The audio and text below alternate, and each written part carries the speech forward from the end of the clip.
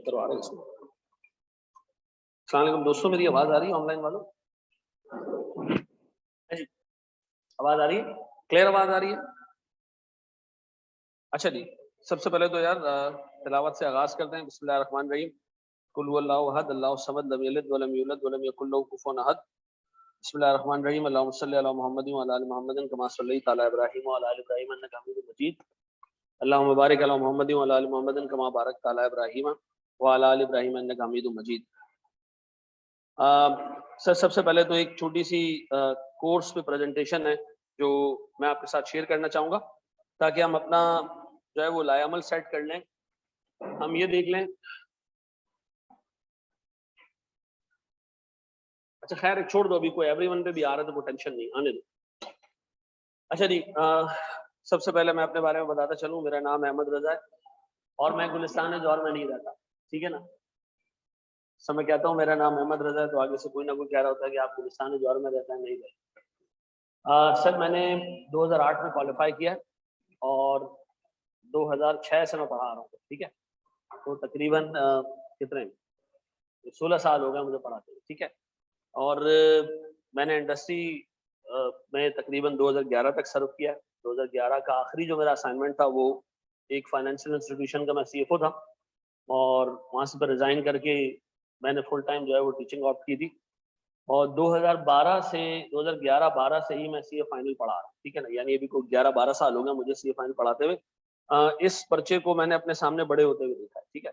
मैं बिल्कुल ऐसे ही कहूंगा क्योंकि जिस पर्चा जो 2011 में जिस तरह पूछा जाता था और जिस तरह आज पूछा जाता है उसमें जमीन आसमान का फर्क है, ठीक है।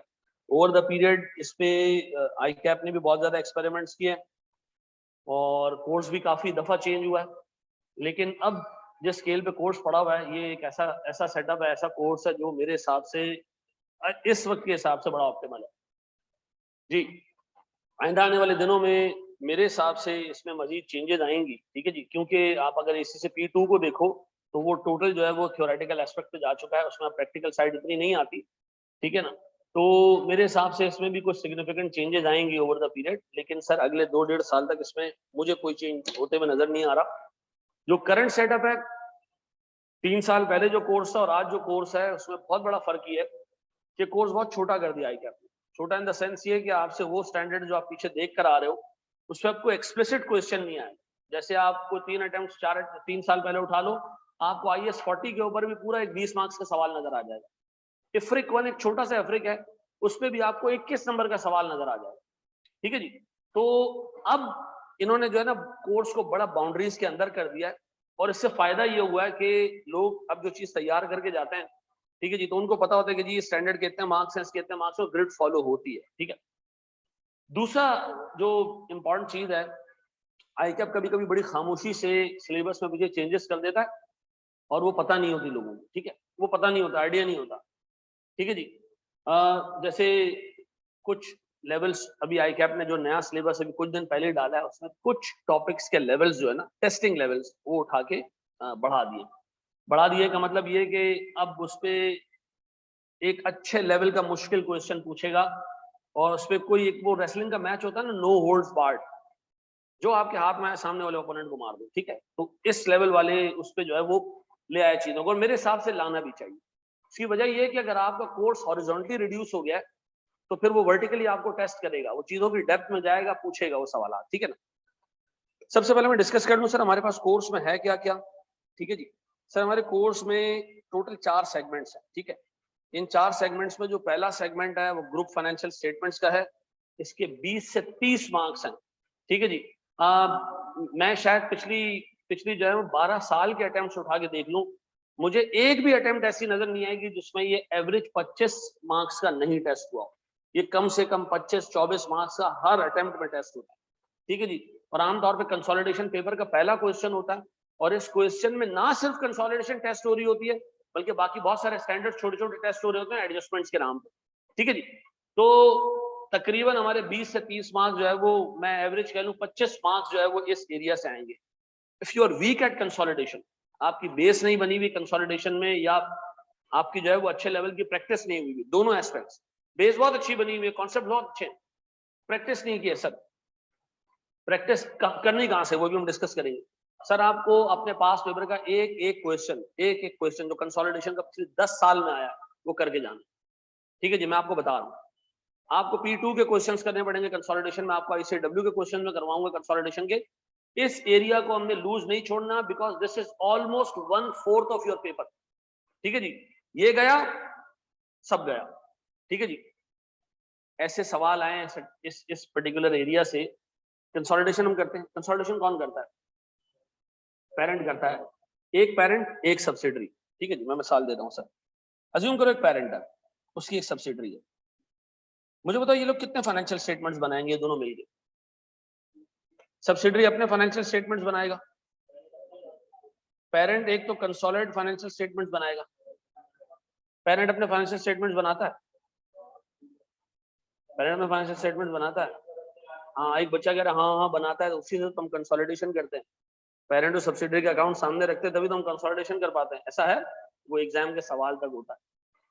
पेरेंट को अपने फाइनेंशियल स्टेटमेंट्स बनाने की रिक्वायरमेंट स्टैंडर्ड्स में नहीं है।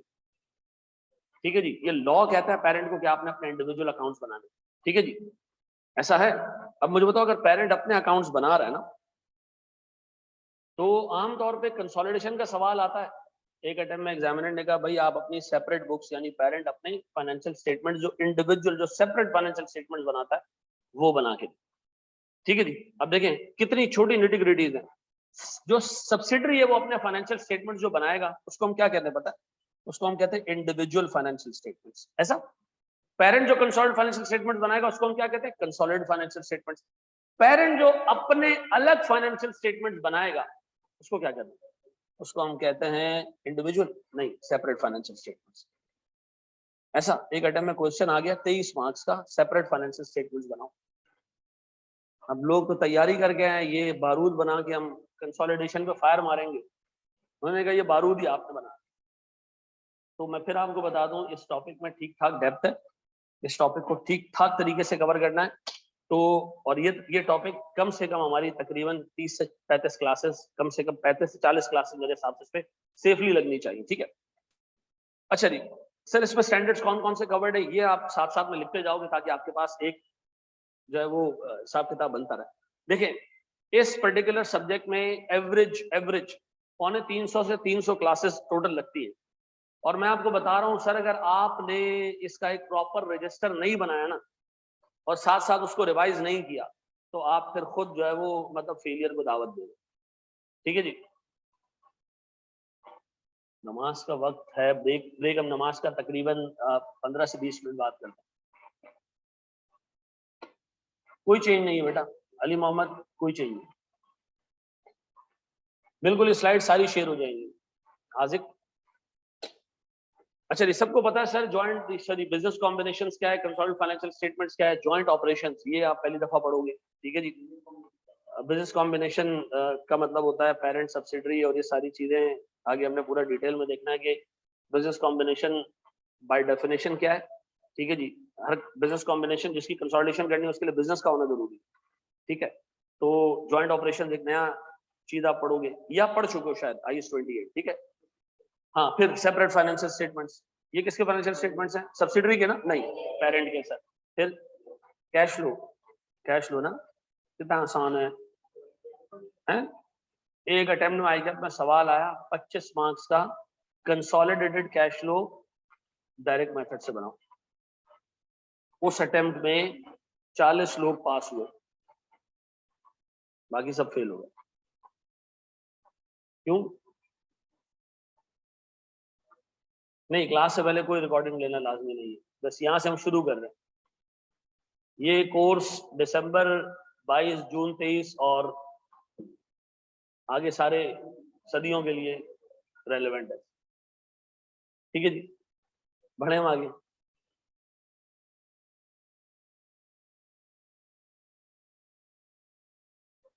कर लिया कॉपी? अच्छा जी,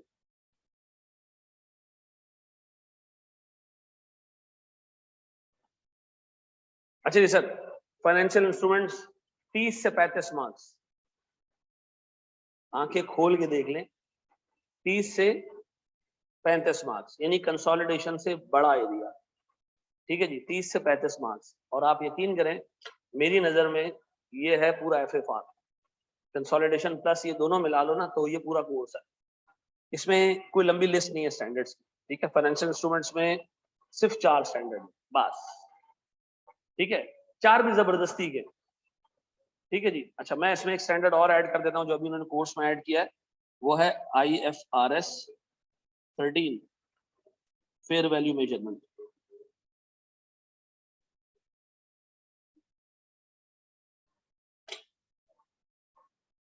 सर आकाश, और आप कौन कौन से टॉपिक्स पढ़ाएंगे? नहीं बेटा, मैं पूरा का पूरा 100% कोर्स में खुद देखूंगा।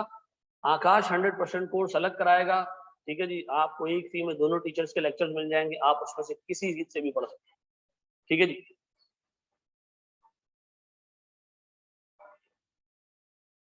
जनाब, ये हमारे 5 स्टैंडर्ड्स हैं, 5 भी जबरदस्ती के, ये दोनों एक ही स्टैंडर्ड काउंट होते हैं, ठीक है ना।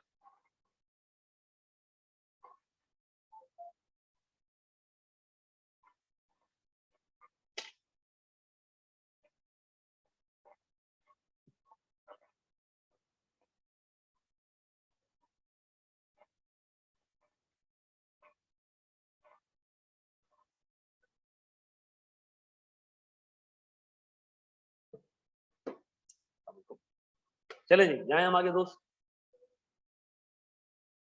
हमारा कोर्स कब खत्म होगा ये भी हम बात करते हैं सारा, मुजाहिद बात करते हैं।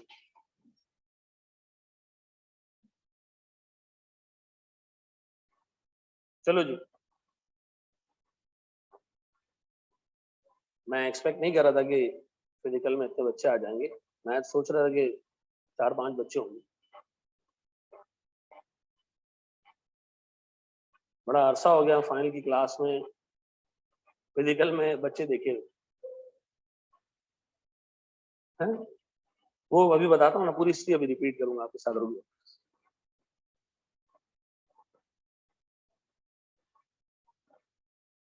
चलो जी, बढ़ जाए। अच्छा मेरे बच्चों, अब ये 25 से 30 मार्क्स का ना एक समंदर है, ठीक है। थोड़े से मार्क्स के लिए ठीक ठाक कोर्स है इसके अंदर, ठीक है जी। ठीक ठाक जो है वो, शोएब भाई जला गला, ठीक है जी। ये हमारे पास है कोई ठीक ठाक एरियाज, ठीक है। ये 25 से 30 मार्क्स के हैं, और मतलब आप कह लेंगे इस पर ठीक ठाक वक्त लोगों का लगता है, लेकिन आप इसके मार्क्स देख ले कितने, ठीक है ना।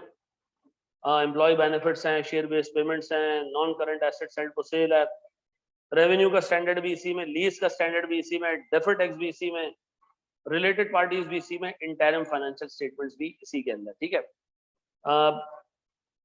ये ठीक ठाक टाइम खाता है, लेकिन इसके मार्क्स कितने हैं? 20 से 25, ठीक है जी। 25 से 30, सॉरी, आप ये कह लें 1/4 of your paper, 1/4 of your paper. और मतलब आप इसकी क्लासेस ऐड कर लेना तो सिर्फ ये टोटल की क्लासेस ही तकरीबन 65-70 के करीब हो जाती है आराम से, हैं, ज्यादा हो जाती है इससे। अच्छा, तैयारी करते हुए नहीं, मसला ये है कि इसी में से कंसोलिडेशन की एडजस्टमेंट निकलनी होगी, तो आप छोड़ नहीं सकते। यहाँ ए बी पे डिपेंड कर रहा है, बी ए पे डिपेंड कर रहा है, और दोनों सी पे डिपेंड कर रहे हैं, ठीक है ना। तो सब एक साथ चल रहा होता है।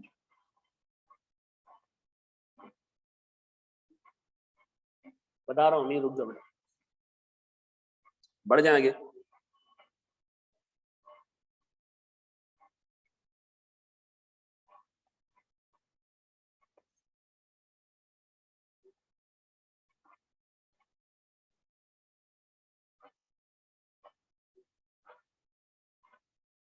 जी बेटा, हेल्ड फॉर सेल,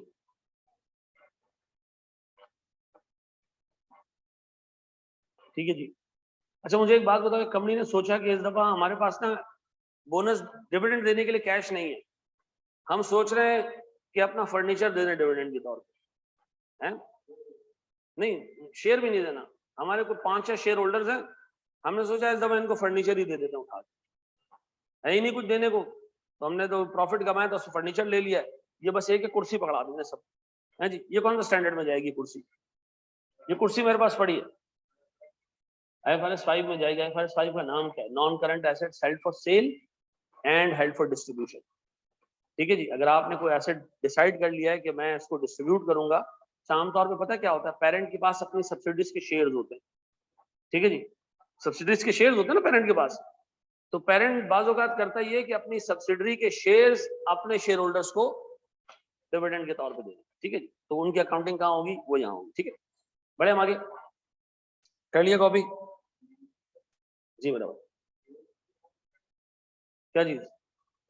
नहीं, इसके अंदर और बहुत सारी चीजें। नॉन करंट एसेट्स इंडिविजुअली होता है, लेकिन अगर कलेक्टिव एसेट्स हैं तो उसमें करंट एसेट्स निकल जाता है, ठीक है।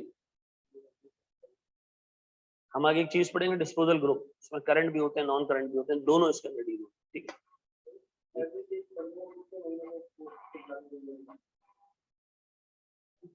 पहले वर्ड था तुम्हारा बंदे को, बंदा बन के अगर पढ़ोगे तो 2 क्लास से रोज की पढ़ सकते हो, ठीक है जी। हफ्ते में आप टारगेट करोगे मैं कम से कम 10 लेक्चर्स कंप्लीट करूंगा, अगर आप रिकॉर्डेड लेक्चर्स देंगे, ठीक है ना। 10 लेक्चर्स कम से कम आपको कंप्लीट करने, ठीक है। सर फाइनेंशियल इंस्ट्रूमेंट्स वाली ग्रिड ऑलमोस्ट खत्म होने वाली है, जून 21 के लेक्चर दे के खत्म हो गया है, कुछ चेंजेस नहीं? कोई चेंजेस नहीं है सेटल में, कोई चेंज नहीं है, कहाँ। चलो जी, बढ़े हम आगे। अच्छा सुनो, अब कुछ कुछ चीजें ऐसी हैं जो जो मतलब 2-2 पेज के स्टैंडर्ड हैं। 2-2 पेज का स्टैंडर्ड मतलब 2-2 पेज की चीजें इसके अंदर, वो है हमारा स्पेशलाइज्ड एरिया, ठीक है। स्टैंडर्ड ने कहा जना 5 से 10 मार्क्स स्पेशलाइज्ड रिपोर्टिंग के। तो स्पेशलाइज का मतलब ये वो चीजें जिस पे आईएफआरएस अप्लाई नहीं होते, ठीक है। ये वो कंपनीज और वो स्ट्रक्चर हैं जिन पे आईएफआरएस अप्लाई नहीं होते, इनके अपने अपने अपने जो है वो फाइनेंशियल स्टेटमेंट्स बनाने के तरीके हैं। तो आपको ये भी पता होना चाहिए, क्या ये पूरे पूरे फाइनेंशियल स्टेटमेंट्स में आने चाहिए? नहीं। जैसे एसएमईज है, ठीक है, SMEs small and medium size entities हैं, आपको ये पता होना चाहिए कि इन पे पूरा आईएफआरएस अप्लाई नहीं होता, इनका अलग आईएफआरएस है, छोटा आईएफआरएस है, ठीक है जी। छोटा आईएफआरएस का मतलब उसमें रिक्वायरमेंट्स कम है, ठीक है जी। तो एसएमईज पे आपको पता होना चाहिए कि क्या क्या चीजें ऐसी हैं जो मेन स्टैंडर्ड्स में है और वो एसएमईज पे अप्लाई नहीं होती। को 20 चीजें आपको याद होनी चाहिए, बस एक छोटी सी लिस्ट है। बैंक के फाइनेंशियल स्टेटमेंट्स बनाने को आएंगे? नहीं सर, बैंक के 4-5 जो बड़े नोट्स हैं वो बनाने आपको आने चाहिए, और वो फॉर्मेट है और कुछ भी नहीं, ठीक है जी। Mutual funds, sir mutual funds की सिर्फ 2 स्टेटमेंट्स आपको बनाने आनी चाहिए बस, ठीक है जी।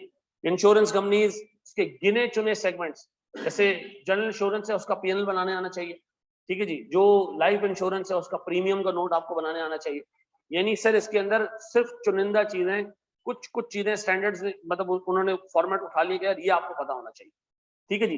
जैसे रिटायरमेंट बेनिफिट फंड्स, इसके फाइनेंशियल स्टेटमेंट्स आते हैं, पीएनएल बनाने को आ जाता है, कभी इन्वेस्टमेंट का नोट बनाने को आ जाता है, लेकिन बेहद आसान चीजें ये टोटल जो है ना वो 5-6 क्लासों में कंप्लीट हो जाता है, और इसको 10 मार्क्स का आ जाता है। वैसे 5 से 10 मार्क्स है, लेकिन 10 मार्क्स जल्दी आ जाते हैं, क्या चीज? ये पूरा बाकी 10 मार्क्स के क्या क्या चाह रहा है तुम्हें जी?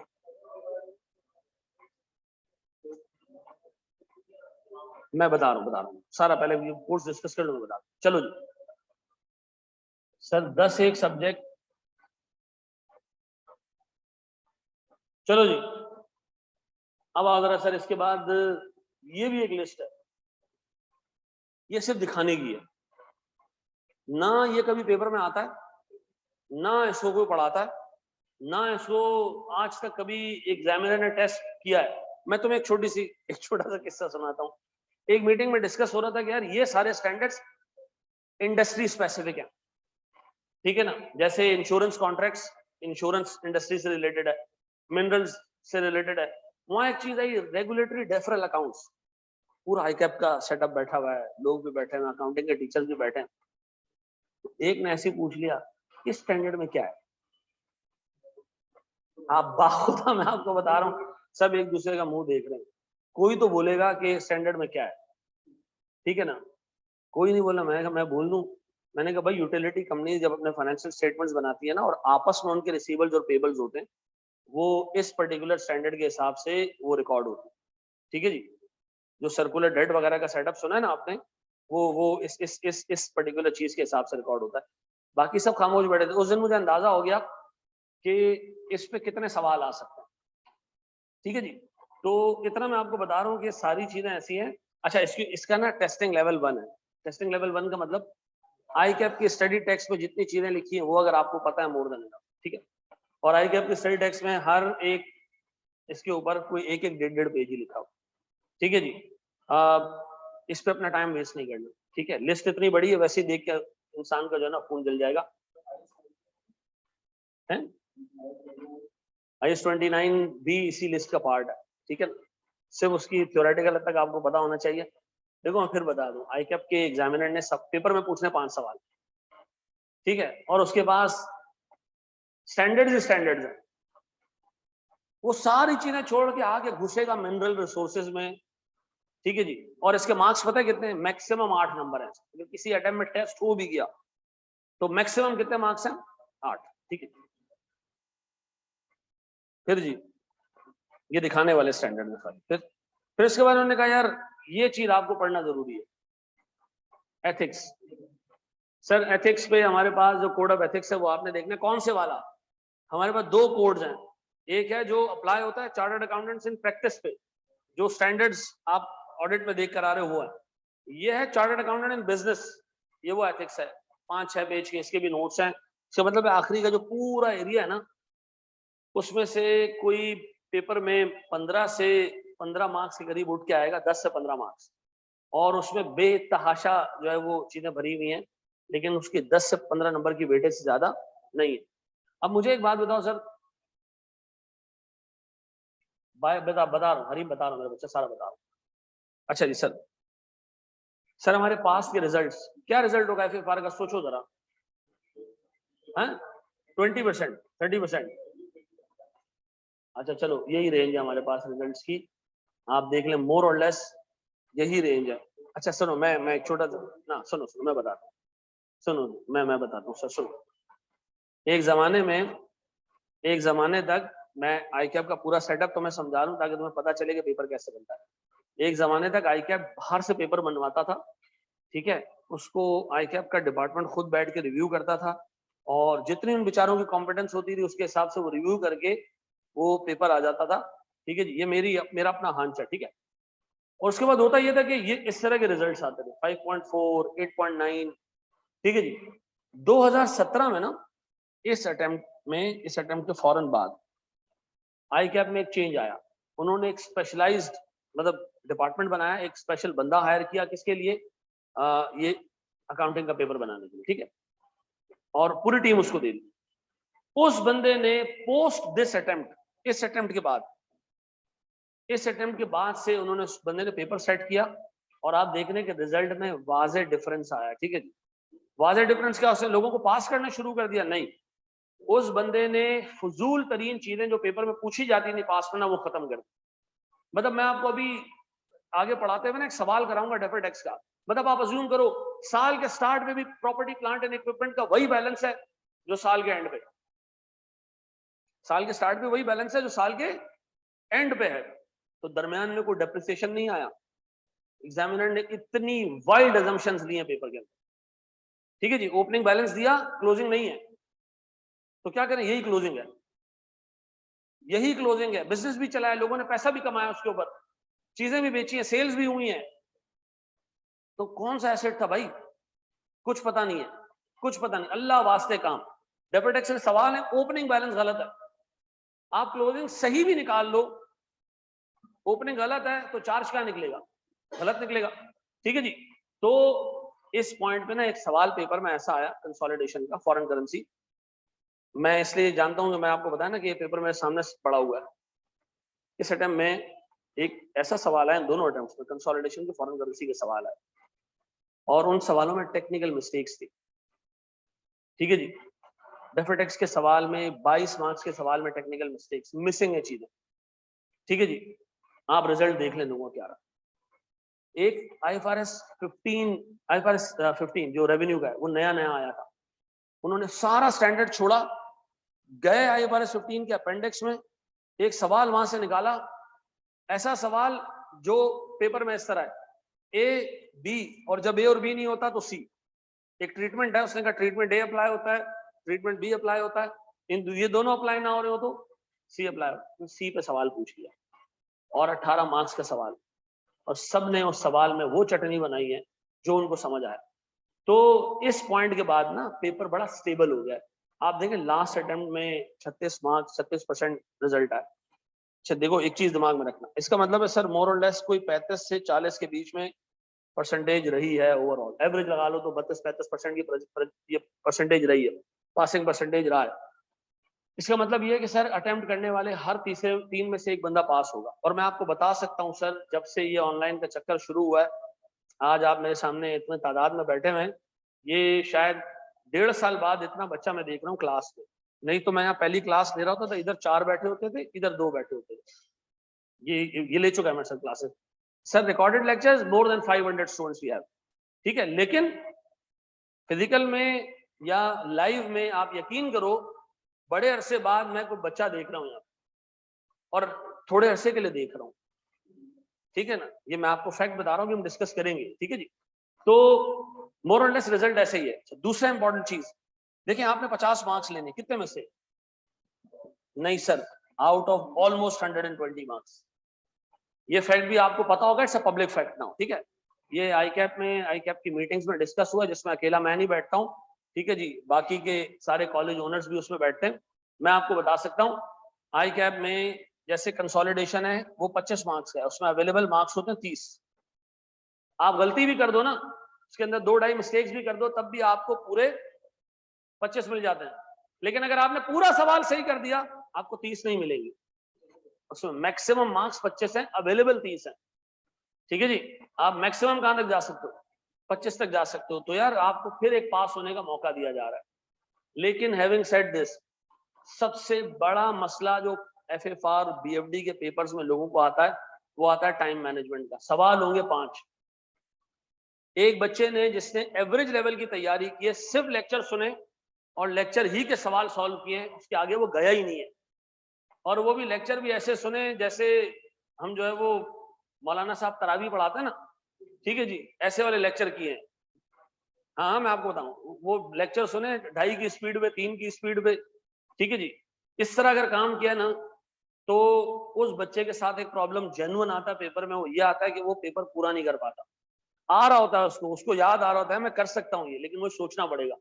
आपको पता है आईकैप का जो एग्जामिनर है वो ये इंश्योर करता है कि 3 घंटे में पेपर हो जाए, लेकिन वो 3 घंटे पता कैसे?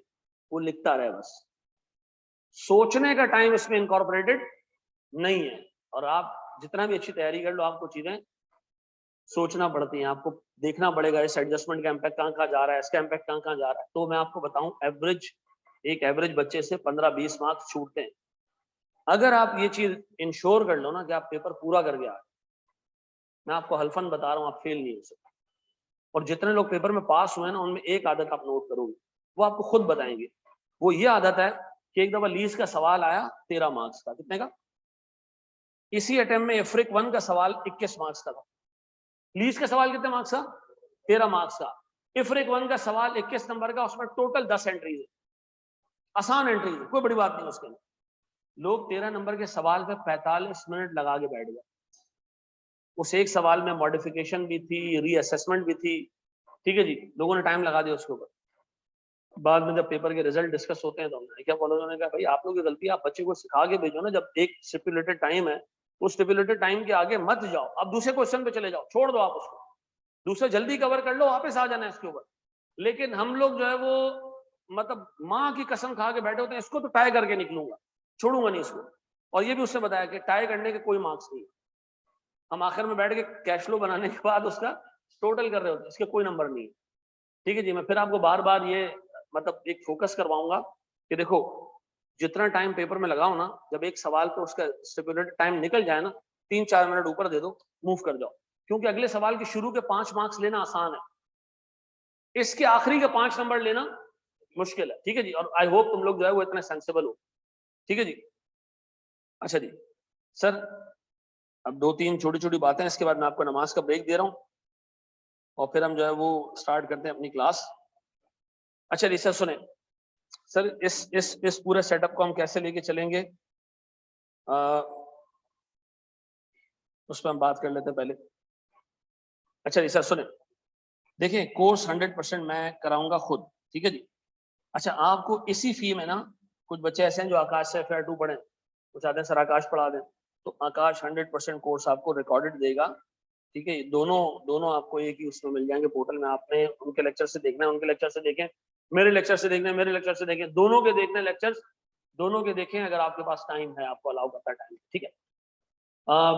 दूसरी चीज सर इस कोर्स में कितने % लाइव होगा, कितने % रिकॉर्डेड होगा, आज मैं आपको बता रहा हूँ। हमारे पास सर कोई 60 के करीब बच्चे ऑनलाइन बैठे हुए, ठीक है, ये नंबर आपको नजर भी आ रहा होगा, और कोई आप कह लें कोई 20-22 के करीब, 25 के करीब फिजिकल में बैठे हुए। हिस्ट्री आपको बताऊं, शुरू में ऐसे ही होता है, पहली क्लास में ऐसे ही, फिर दूसरी, तीसरी, चौथी, पांचवी, छठी क्लास में आप लोग फॉर्म में लग जाते हो, फिर लेट सेटिंग शुरू होती है, फिर होता क्या पता है, अंधेरा होता है क्लास में, मैं इधर अकेले खड़ा होकर पढ़ा रहा हूँ, ठीक है जी। और पिछले अटेम्प्ट में ये हुआ कि हम 14वीं 15वीं क्लास ले रहे थे, और यहाँ ऑनलाइन आ रहा था 2, मैं उसमें चिल्ला रहा हूँ, मैं कहा जवाब तो दो यार। बाहर से मेरा जो है वो असिस्टेंट आ गया, उसने कहा क्या हो गया सर, एक आपका ये वाला कंप्यूटर है, एक ये वाला है, ठीक है ना, तो किससे जवाब मांग रहे हैं उस दिन मैंने बंद किया, मैंने बच्चों को कहा, मैंने कहा भाई मैं दे रहा हूँ आपको रिकॉर्डेड सारी चीजें, ठीक है, पूरा का पूरा कोर्स, सारे के सारे पास पेपर्स, एक अटेम्प्ट का एक सवाल नहीं छूटा होगा उसके अंदर, खुद कर लो बैठ के भाई तुम लोग, ठीक है, जो मसला हो ग्रुप में सवाल पूछ लो, मैं जवाब दे दूँ। और आप यकीन करो, एक ने रेजिस्ट नहीं किया। मैं सोचा कोई 4-5 बच्चा आएगा, कहेगा कि सर नहीं यार ये तो नहीं करें यार, मतलब आप लाइव रखें, कुछ ना कुछ कराएं, कोई नहीं आया, कोई नहीं आया। मैं ये उस वक्त पिक कर गया कि यार ये चीज है ना बाइंदा के बाद खत्म होने वाली है, ठीक है जी। मैं आपको आज एश्योरेंस दे रहा हूँ, मेरी क्लास के अंदर ऑनलाइन प्लस फिजिकल 8 बच्चा बैठा होगा ना, मैं क्लास करवाता रहूंगा, ठीक है। ये 8 से नीचे आया, 4-5 पे आया ना, फिर आपको भी पता है कि यार फिर टीचर के लिए जो है ना 4 बच्चों के लिए फिर पूरी क्लास लेना, और फिर उसमें पता होता क्या है, जो स्पेसिफिकली रिकॉर्ड हुआ होता है ना लेक्चर, उसमें ये सारी खुराफात काट दी गई होती है जो क्लास के दौरान होती है, वो प्योर लेक्चर होता है, ठीक है ना। तो 2 घंटे अगर मैं पढ़ाता रहूँ ना, और मैं आपको रिकॉर्डेड 1 घंटा दूं ना, तो वो बराबर होंगे, ठीक है जी, वो बराबर होंगे, उसमें कंटेंट एक जितना होगा। फिर मैंने ये किया कि यार मैंने उसके लिए सेपरेट रिकॉर्डिंग्स भी कराई, कुछ जो है वो लेक्चर्स रिकॉर्डेड भी थे, वो भी दिए, लेकिन मैंने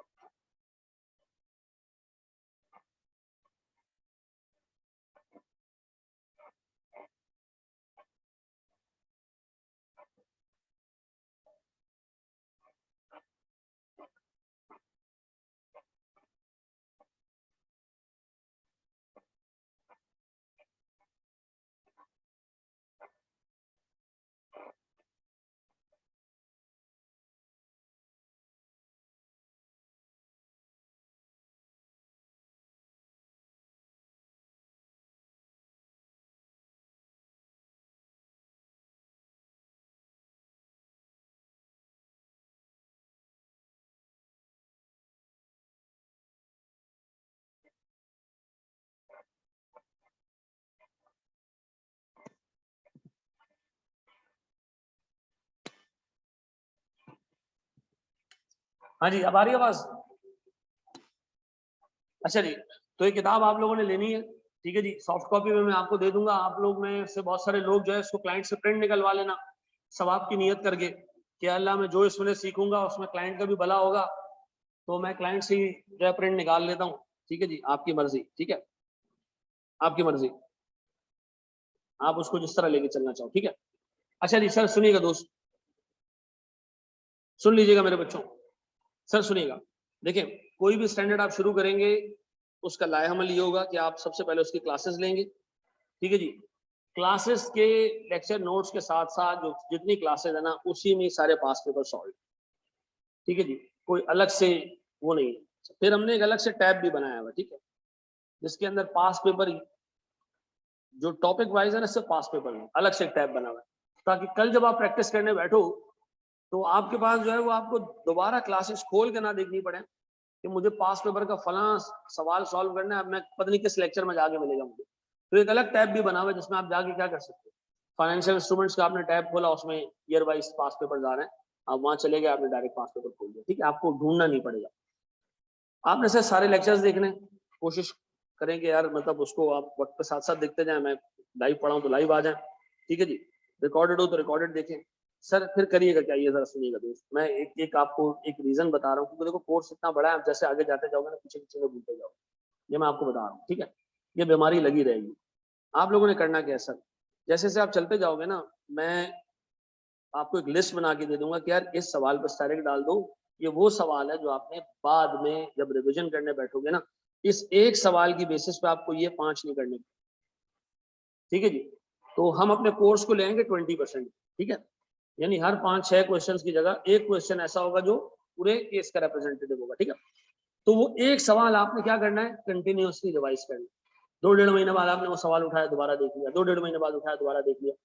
मैं आपको फिर बता दूं, 1 साल का टाइम है, कसम खा के बता रहा हूँ, सांस लोगे सांस छोड़ोगे ना, 1 साल निकल चुका है, ये मैं आपको बता दूं। सांस ऐसे करोगे ना, ऐसे निकालोगे, साल खत्म हो गया और सर पे आ गया होगा। अभी तुम्हारे पास फर्म में एक टाइम आएगा, फर्म में एक टाइम आएगा, और वो टाइम ऐसा होगा कि आप बोलोगे मैंने घर जाना है, जैसे वो फिल्म में कहती है ना, मुझे अपने घर जाना है, क्या नाम है उसका, और वो कहता है नहीं बेटा अब आप बड़े हो गए, अब घर नहीं जाओगे, ठीक है, और फिर आपने क्लास लेने जाना है, नहीं क्लास लेने भी नहीं जाओगे, ठीक है, यहीं बैठे रहो। अब सुनो, ये होगा, बड़ी फर्म्स में लेट सेटिंग होती है, ये रिक्वायरमेंट है, हमारी जॉब ट्रेनिंग की रिक्वायरमेंट है, और आप इसको अवॉइड नहीं कर सकते, ठीक है जी। जो बंदा डे 1 से लेके आखिरी दिन तक अपनी एफर्ट्स को स्प्रेड आउट करेगा, मैं आपको बता रहा हूँ सर, वो बंदा अल्टीमेटली पेपर्स निकाल लेगा सुकून से, उसको मसला नहीं होगा। वो बंदा जो ये सोच के बैठा हुआ है कि जब क्लासेस खत्म होंगी तो उसकी तला कि आज ही खत्म हो गई है, अभी आपको जो पोर्टल मिलेगा ना, उस पे पूरे के पूरे रिकॉर्डेड लेक्चर ऑलरेडी मौजूद होंगे, और ये जो हम नए लेक्चर ले रहे होंगे, उस पर और चढ़ रहे होंगे, ठीक है जी, ऑलरेडी पूरा कोर्स मौजूद होगा। तो ये रोने वाली कहानी खत्म कि सर जब कोर्स कंप्लीट होगा ना इंशाल्लाह ताला, उसके बाद में शुरू करूंगा, नहीं सर, कयामत का सूरज जब फूंका जा रहा होगा उसके बाद में फौरन से बैठ जाऊंगा, नहीं, आपको डे 1 से सारी चीजें अवेलेबल हैं। और मैं आपको बता दूं, पिछले 10 सालों से मैं देख रहा हूँ, 3 स्टैंडर्ड सिर्फ ऐसे हैं जो ड्यूरिंग दीज 10 years नए ऐड हुए, ठीक है जी। अपार्ट फ्रॉम दीज 3 स्टैंडर्ड्स कोई चेंज नहीं आया कोर्स के अंदर, कोई भी चेंज नहीं है, ये मैं आपको बता रहा हूँ, ठीक है जी। ना कंसोलिडेशन में कोई चेंज आया, हाँ कुछ डिस्क्लोजर्स हैं जो चेंज हुए over the period, apart from that कोई चीज चेंज नहीं हुई। कुछ अकाउंटिंग ट्रीटमेंट ऊपर नीचे हुई है, हार्डली अगर मैं टोटल कोर्स का कहूँ ना 5% चेंज हुआ पिछले 10 साल, ठीक है जी। तो आपको मैं गलत पिक्चर दिखा रहा हूँ अगर मैं आपको कहूँ कि नहीं यार बड़ी चेंजेस हैं और आपको रोज आना पड़ेगा, रोज जलील होना पड़ेगा, नहीं नहीं नहीं, गलत बात हो जाएगी, ठीक है जी। जैसे आप लेके चलते जाओगे, एक हमारा वो क्वेश्चन होगा, वो आपने लेके चलना है, साथ साथ रिवाइज करना है। और सर जो अपनी एफर्ट्स को फैलाए गए इन 11-12 महीनों में ना, वो अल्टीमेटली पास हो पाएगा। मैं आपको बता दूं सर, आप लोग जो है वो 100 बच्चों ने एडमिशन लिया था ना पीआरसी में या एफसी में, तो उसमें से कोई 80 जो है ना वो कैफ के पेपर्स दे पाते हैं, 20 में ही रुक जाते हैं। 80 में से ना सर 20 बच्चे फाइनल में पहुंच पाते हैं, और फाइनल में मैं आपको बताऊं, आप वेटेड एवरेज परसेंटेज लगा दो ना सारे पेपर्स का पासिंग परसेंटेज, तो वो हार्डली 5% है। एक बच्चे ने सारे पेपर पास किए, 20%, 30%, 40% एवरेज रिजल्ट है। आप एक बच्चे के सारे पेपर्स पास का रेशो ले लो ना 5%, इसका मतलब है अल्टीमेटली 1 से 2 बंदा ऐसा होता है जो डे 1 से शुरू किया होता है स्ट्रेट पास होने निकल जाता है। ये मैं आपको इसलिए बता रहा हूँ कि देखो अपनी एफर्ट्स को स्प्रेड आउट करना प्रॉब्लम, आखिरी महीनों में पढ़ना नहीं हो पाएगा, चाहे तुम्हें सीनियर दिन रात रोके, आप कुछ भी करके एक क्लास जरूर घर जाके, ठीक है जी। कुछ लोग ऐसे होंगे जो ब्लेस्ड होंगे, उनको क्लाइंट ही नहीं मिलेंगे शुरू में, ठीक है ना। आप अपनी पढ़ाई पे टाइम लगाना, ठीक है जी। और कोई भी बंदा आपको कहे कि यार 1 साल का अटेम्प्ट है 4 पेपर्स दो, तुम तो माशाल्लाह फला उसके वो ढिमकाने के उसको नहीं देने 4 पेपर, इम्पॉसिबल्स में से एक है 4 पेपर पास करना, ठीक है जी। किए लोगों ने पास, लास्ट अटेम्प्ट में एक जुनूनी आया, लास्ट से लास्ट अटेम्प्ट में उसने मुझे कहा मैं 6 पेपर्स दे रहा हूँ, आप यकीन करो मैं हंसा नहीं उसके ऊपर, मैंने उसकी हालत देखी, मैंने कहा ये दे देगा। उसकी वजह ये, उसने मुझसे 4 क्लासेस ऐसे फार के लिए और उससे मुझे फील कराया कि नहीं यार वो बंदा डे 1 से इतना सीरियस है कि ये आराम से पेपर पास करेगा। उसके 5 पास हुए, एक पेपर उसका 40s में जाके रुका, ठीक है जी। हाँ लेकिन सुनो सुनो, वो है भी एक छोटी फर्म में, आप हो जिन फर्म्स में ना, उसमें वो आपसे पूछते हैं अभी 3 बंदों का काम है, कर लोगे? आपको करना पड़ता है, ठीक है जी। तो मैं आपको बता रहा हूँ 3 पर्चों से ज्यादा नहीं दे, ठीक है जी। वो 3 पर्चे आप अपने हिसाब से देख लेना, ठीक है जी। पेपर कॉम्बिनेशन के बारे में क्लास के एंड में बात करूंगा, पोर्टल में रिकॉर्डेड लेक्चर्स होंगे और लाइव जो हो रहा होगा वो भी साथ साथ चल रहा होगा, ठीक है जी। चलिए सर आप नमाज पढ़ कर आए, हम अपना पहला टॉपिक शुरू करते हैं इनकम टैक्सेस से, ठीक है। 10 मिनट का ब्रेक है, मैं नमाज पढ़ कर आ जाऊंगा।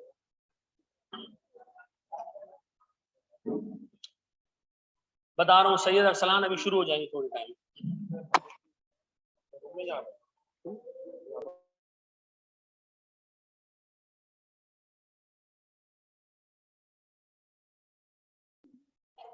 अस्सलाम दोस्त, मेरी आवाज आ रही है? अच्छा जी सर, क्या आप लोगों को स्टैंडर्ड्स लेने चाहिए?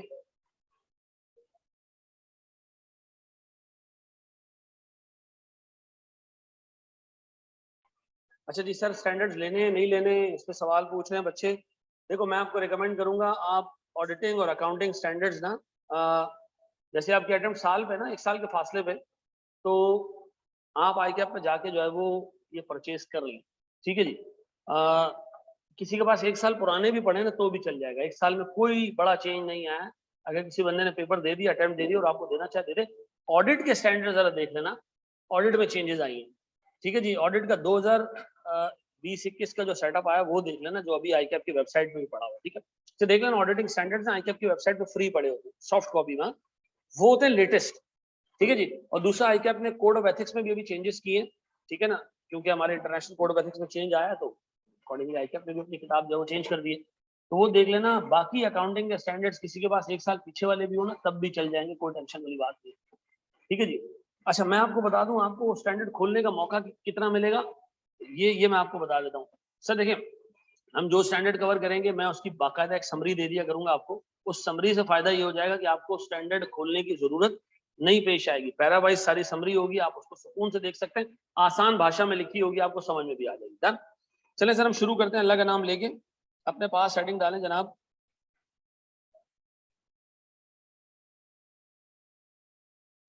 IAS 12 income taxes.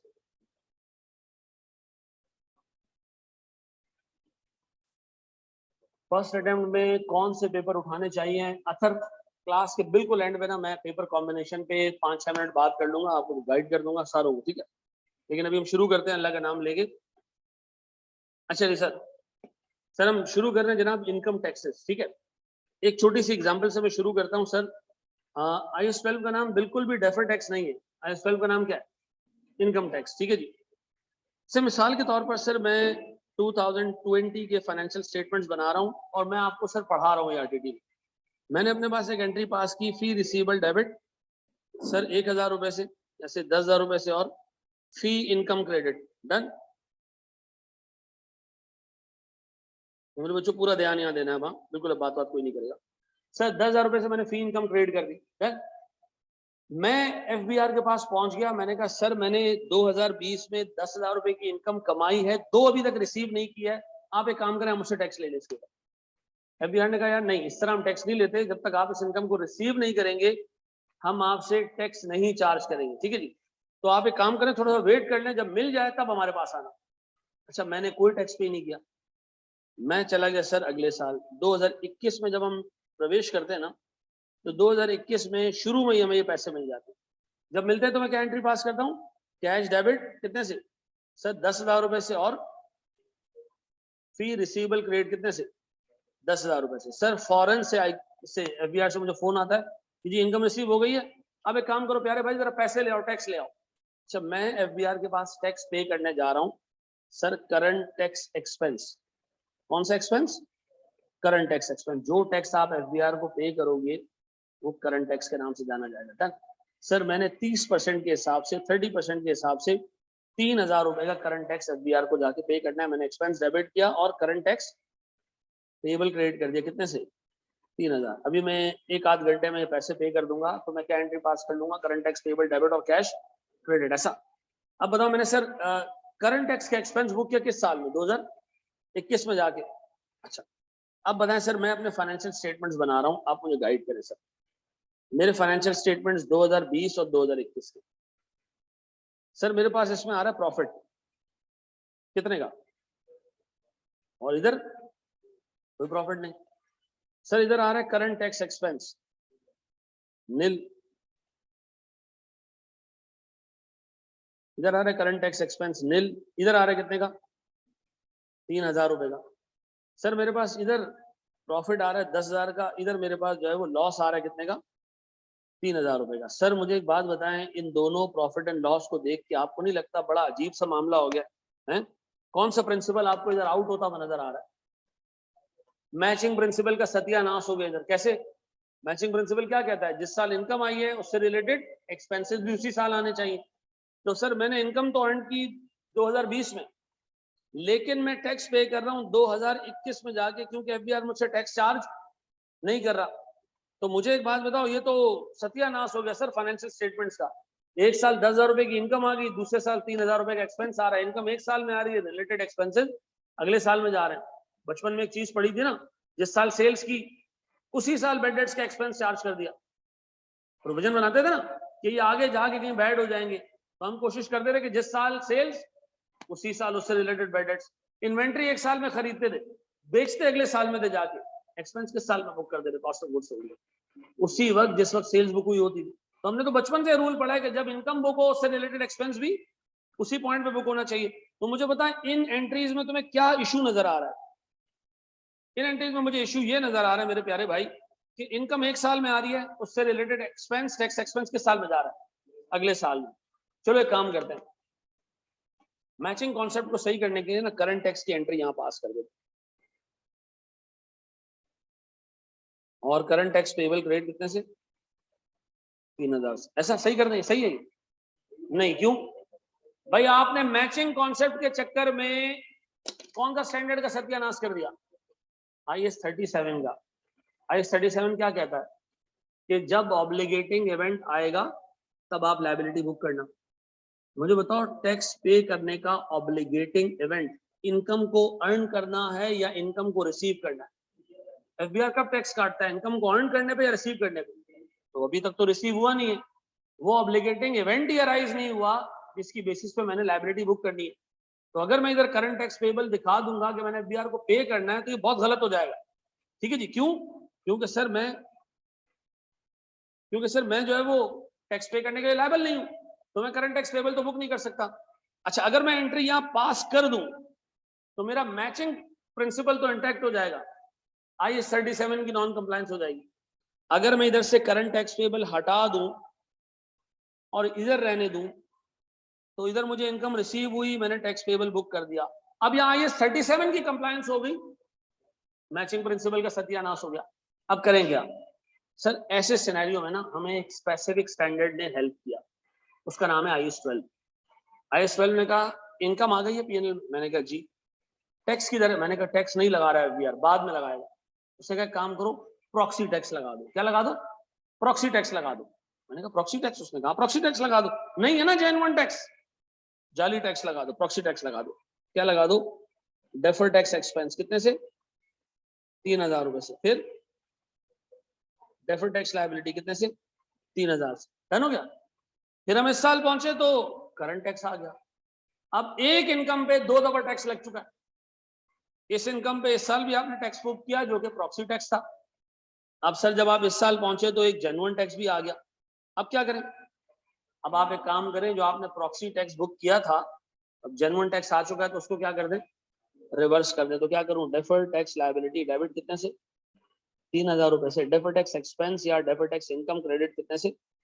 3,000 रुपए से। अब सुनो मेरे बच्चों, अब सुनो, इससे हुआ क्या? नीचे आओ PNL में। अब बताओ, अगर मैं प्रॉफिट एंड लॉस स्टेटमेंट आपको दिखाऊं तो क्या अब मैं कह सकता हूं कि सर मेरे पास 2020 में करंट टैक्स एक्सपेंस 0 है, लेकिन डेफर्ड टैक्स एक्सपेंस मौजूद है कितने का? 3,000 रुपए का। सर मेरे पास प्रॉफिट कितना आ रहा है? 7,000 का। इधर सेकेंड ईयर में करंट टैक्स एक्सपेंस आ गया है, लेकिन डेफर्ड टैक्स रिवर्स होने की वजह से नेट इम्पैक्ट क्या हो गया? 0 हो गया। अब बताएं सर, डेफर्ड टैक्स ने आपका आपका हेल्प कैसे किया? सर ऐसे किया कि उसने मैचिंग कॉन्सेप्ट को भी इंटेक्ट कर दिया, IS 37 की कंप्लायंस भी हो गई। अब मुझे कोई टेंशन वाली बात नहीं है। मुझे बताओ सर IS 12 का ऑब्जेक्टिव क्या है? ये सारा काम देखने के बाद बताओ क्या ऑब्जेक्टिव? जिस साल इनकम आई है उससे रिलेटेड टैक्स उसी साल में आना चाहिए। अच्छा है कि FBR लगा दे, नहीं लगाएगा तो हम आर्टिफिशियल टैक्स क्रिएट करेंगे। ऐसा अगर एक इनकम आपने एक साल में अर्न कर ली है, बेहतर ये है कि यार FBR टैक्स लगा दे। नहीं लगेगा तो IS 12 आएगा और उसकी जगह क्या लगा देगा? प्रॉक्सी टैक्स लगा देगा। फिर जब एक्चुअल टैक्स बर्डन आएगा तो हम इस प्रॉक्सी टैक्स को क्या करेंगे? रिवर्स कर देंगे। ऐसा ये बात समझ आती है?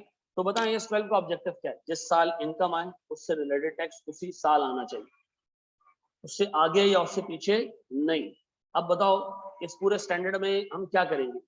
सर जहां पर इनकम एक पीरियड में आ रही होगी, टैक्स बर्डन अगले या पिछले पीरियड में जा रहा होगा, हम उसको क्या करेंगे? हम उसको क्या करेंगे? ऐसे सेट करेंगे कि जिस पीरियड में इनकम आए उसी पीरियड में उसका टैक्स बर्डन भी आए। ये बात समझ आती है?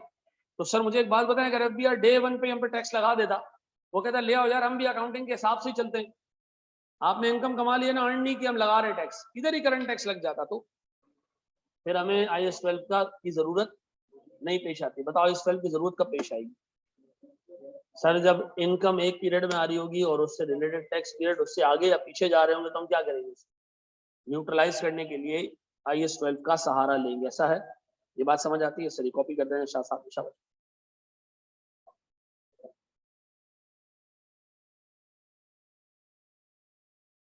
ये पूरा पढ़ चुका, खत्म कर चुका कोर्स।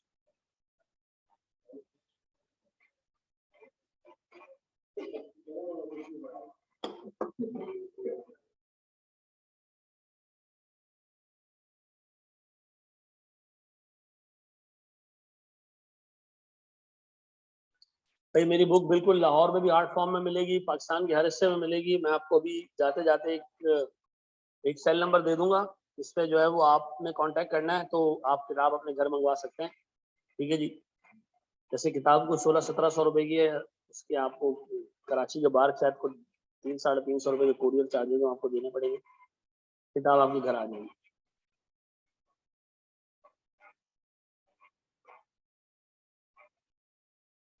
बड़े मगे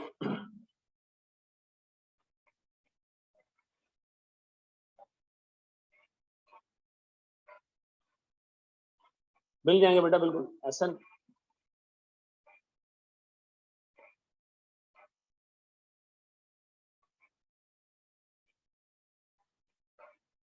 बढ़ जाए।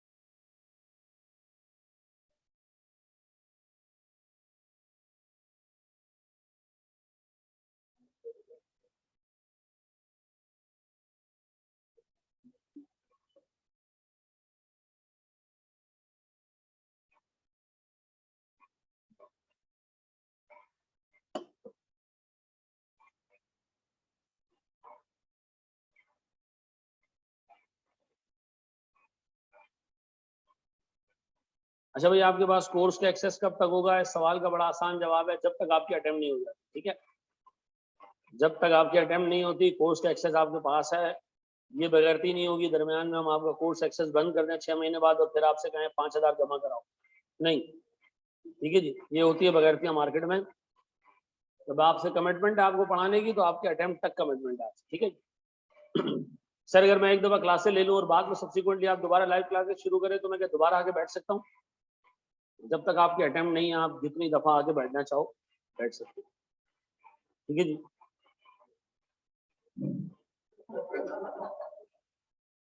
बड़े हमारे दोस्त।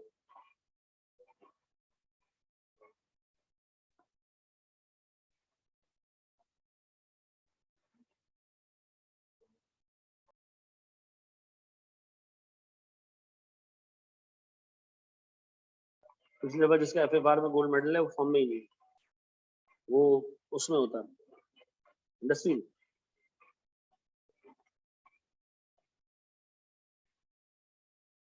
वहां अभी क्लास के एंड में हम इसको डिस्कस करते हैं, ठीक है।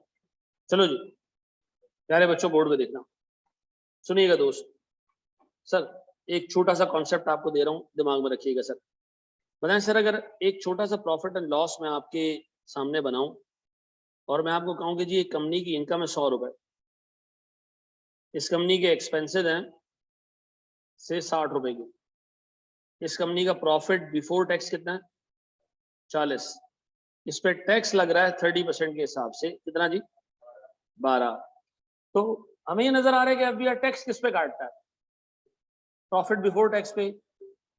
एब्सोल्युटली नॉट सर, एफबीआर तमाम इनकम्स पे टैक्स काटता है, ठीक है जी। एफबीआर कहता है जो इनकम कमाओगे मैं तुम्हारा पार्टनर हूं, मैं सब चीजें शेयर करोगे, ठीक है जी। 30% मेरे साथ शेयर करोगे, 70% खुद लेके जाओगे। हाँ, इस इनकम को कमाते हुए जितने एक्सपेंसेस इनकर करोगे मैं उसको चेक करूंगा, इवैल्यूएट करूंगा, और फिर अगर मुझे लगेगा कि वाकई तुमने ये बिजनेस के लिए खर्चा किया है तो मैं तुम्हें इसके ऊपर रिलीफ दूंगा। क्या दूंगा? रिलीफ दूंगा। अब सर अज्यूम करो ये सारा पीएनएल मेरे सामने, बताएं सर इसमें जर्नल एंट्रीज कैसे पास होंगी? मैं एंट्री पास कर रहा हूँ sir, journal sir cash debit कितने से 100 रुपए से, इनकम रिसीव हुई तो हमने क्या किया, कैश डेबिट और इनकम क्रेडिट। एफबीआर ने इस इनकम पे हमसे टैक्स डिमांड कर लिया, कितने का? करंट टैक्स एक्सपेंस डेबिट कितने से 30 रुपए से, करंट टैक्स पेबल क्रेडिट कितने से 30 रुपए से। फिर इसके बाद हमने एफबीआर को कहा हमने एक एक्सपेंस भी इनकर किया है, वो भी हम रिकॉर्ड कर रहे हैं। एक्सपेंस डेबिट कितने से 60 से, और कैश क्रेडिट कितने से 60 से। हमने एफबीआर को कहा भाई हमारे पास ये एक्सपेंस आ रहा है, हमने इस इनकम को कमाने पे खर्चा किया है। एफबीआर ने इसको इवैल्यूएट किया और इवैल्यूएट करने के बाद कहा हाँ हम इसको मानते हैं, तुमने बिल्कुल इस इनकम को कमाने के लिए खर्चा किया है, हम तुम्हें इस पर रिलीफ दे रहे हैं। रिलीफ का मतलब क्या? मैंने एफबीआर को इतने पे करने, एफबीआर ने कहा काम करो मैं आपको कुछ पैसे रिटर्न कर देता हूं, कितने? 60 का 30% कितना होता है 18, और करंट टैक्स एसेट डेबिट और करंट टैक्स इनकम क्रेडिट कितने से 18। अब बताओ हमने एफबीआर को देने कितने? हमने एफबीआर को देने 30, लेने कितने 18। तो बताओ हम नेट एफबीआर को क्या पे कर रहे हैं 12 पे कर रहे हैं। अब बताओ सर क्या एफबीआर प्रॉफिट पे टैक्स काटता है? नो सर, एफबीआर आपसे टैक्स काटता है या इनकम टैक्स अथॉरिटीज आपसे टैक्स काटती है किस पे? सारी इनकम पे, और फिर आपको रिलीफ देती है उन तमाम एक्सपेंसेस पे जो उनको समझ आते हैं कि आपने किसके लिए किए, बिजनेस के लिए किए। ये बात समझ आती है? क्या ऐसा हो सकता है कि कुछ इनकम कुछ एक्सपेंसेस इनएडमिसिबल हो? हाँ सर, एफबीआर ने कहा यार ये एक्सपेंस तो आपने बिजनेस के लिए नहीं किया, मैं इसको नहीं मानता, तो फिर उस पर कोई रिलीफ आपको। अब बताओ sir, every income has a tax burden, every expense has a tax relief, every income has a tax burden, every income has a tax burden, every expense has a tax relief, ऐसा है। अब बताओ IAS 12 का objective क्या है? जिस period में income बुको उसी पीरियड में उसका टैक्स बर्डन भी आए, जिस पीरियड में एक्सपेंस बुको उसी पीरियड में उसका रिलीफ भी आए। अगर एफबीआर नहीं देता आपको, आर्टिफिशियल क्रिएट करना है हमने, ऐसा है? ऐसा है सर, इसको कॉपी करना है तो कर लें, हम एक एक स्टेप आगे जा रहे हैं सर, शाबाश।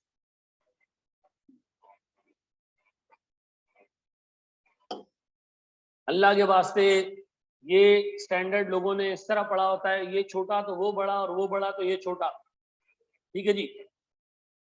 आपने इसको इस तरह कवर नहीं करना। सीए फाइनल के क्वेश्चंस कंसोलिडेशन के साथ आते हैं डेफर्ड टैक्स में, वहां छोटा बड़ा करोगे तो बोटियां बन जाएंगी, मैं आपको बता रहा हूँ, ठीक है जी। ये सर ये स्टैंडर्ड मैंने इसलिए पिक किया, छोटा स्टैंडर्ड मैंने पिक नहीं किया, इसलिए पिक किया कि इसको शुरू में कवर कर लेते हैं ताकि जितने स्टैंडर्ड हम आगे पढ़ते जाएंगे डेफर्ड टैक्स इम्प्लीकेशन उनकी साथ साथ कवर करते जाएंगे, ठीक है जी।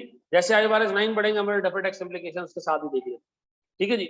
आमतौर पर ये स्टैंडर्ड एंड में पढ़ा जाता है, ठीक है जी। जब पूरे स्टैंडर्ड पढ़ लिए तो फिर सारों की डेफर्ड टैक्स इम्प्लीकेशन उस वक्त फिर पता है वो स्टैंडर्ड याद नहीं आ रहा था, तो उस वक्त ओरिजिनल ट्रीटमेंट क्या थी, ठीक है जी। बढ़े हम आगे, बढ़े हम आगे सर।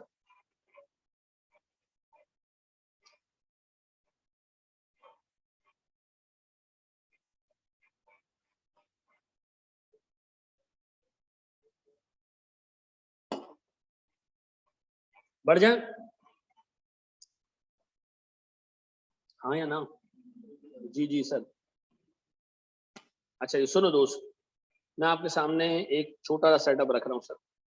मुझे एक बात बताएं सर, मैंने एक एक्सपेंस पे किया, पहले बताओ मैंने एक इनकम अर्न की। मैंने कहा जनाब रेंट रिसीवेबल डेबिट सर 100 रुपए से, कैश डेबिट 200 रुपए से, रेंट इनकम क्रेडिट कितने से? 300 रुपए से। प्यारे बच्चों एफबीआर किस पे टैक्स काटेगा? अज्यूमिंग कि कैश बेसिस पे टैक्सेबल 200 पे या 300 पे? 200 पे। तो मैं एक एंट्री पास कर रहा हूँ, करंट टैक्स एक्सपेंस डेबिट कितने से? 60 रुपए से। 30% का टैक्स रेट हम थ्रू आउट अज्यूम करेंगे आसानी के लिए। और करंट टैक्स पेबल कितने से? 60 से। भाई इस पे तो टैक्स लग गया ना, इनकम तो 300 की थी, बाकी इस पे क्या करें? फिर टैक्स लगा दें सर। तो मैंने क्या किया, डेफर्ड टैक्स एक्सपेंस डेबिट कितने से? सर 30 रुपए। और डेफर्ड टैक्स लायबिलिटी क्रेडिट कितने से? 30 रुपए। वेरी गुड सर, ये दीजिए में बात बैठ गई। अब और सुनना, इसी साल इस रेंटल इनकम को कमाने के लिए हमने एक मुलाजिम रखा। हमने सर सैलरी एक्सपेंस डेबिट किया, हमने उस बंदे को 90 रुपए की सैलरी पे करनी है। इसमें से हमने कुछ सैलरी कैश में दे दी उसको। हमने कहा भाई मजदूर को पसीना सूखने से पहले पैसे देने, लेकिन हरामखोरी की आदत है, हमने कहा ये थोड़ी लिखा है कि पूरे देने हैं, तो हमने थोड़े दे दिए उसको। फिर बाकी ऐसा। अब बताओ एफबीआर रिलीफ देगा? मैं किस पे देगा रिलीफ? 50 पे रिलीफ देगा। तो हम क्या करें, करंट टैक्स एसेट डेबिट कितने से? 50 का 30% दैट इज 15। और करंट टैक्स इनकम क्रेडिट कितने से? 15। हमने कहा भाई हमने 50 का खर्चा किया, एफबीआर मान भी गया। सर जो हमने 40 का एक्सपेंस बुक किया है इसको एफबीआर नहीं मान रहा, क्या बुक करूं उसके ऊपर?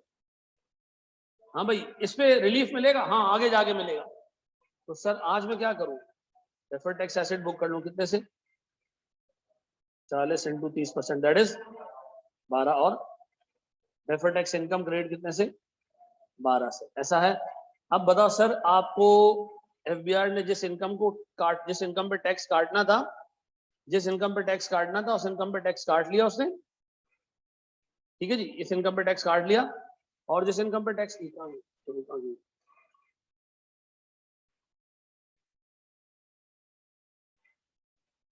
अब आगे स्क्रीन, सर जिस इनकम पे टैक्स काटना था काट लिया। सर जिस पोर्शन ऑफ इनकम पे एफबीआर ने टैक्स नहीं काटना था उस पर हमने क्या किया, डेफर्ड टैक्स बुक कर लिया। सर जिस पोर्शन ऑफ एक्सपेंस पे एफबीआर ने रिलीफ देना था दे दिया, और जिस पोर्शन ऑफ एक्सपेंस पे रिलीफ नहीं देना था उस पर हमने क्या किया, आर्टिफिशियल रिलीफ क्रिएट कर दिया। ऐसा है।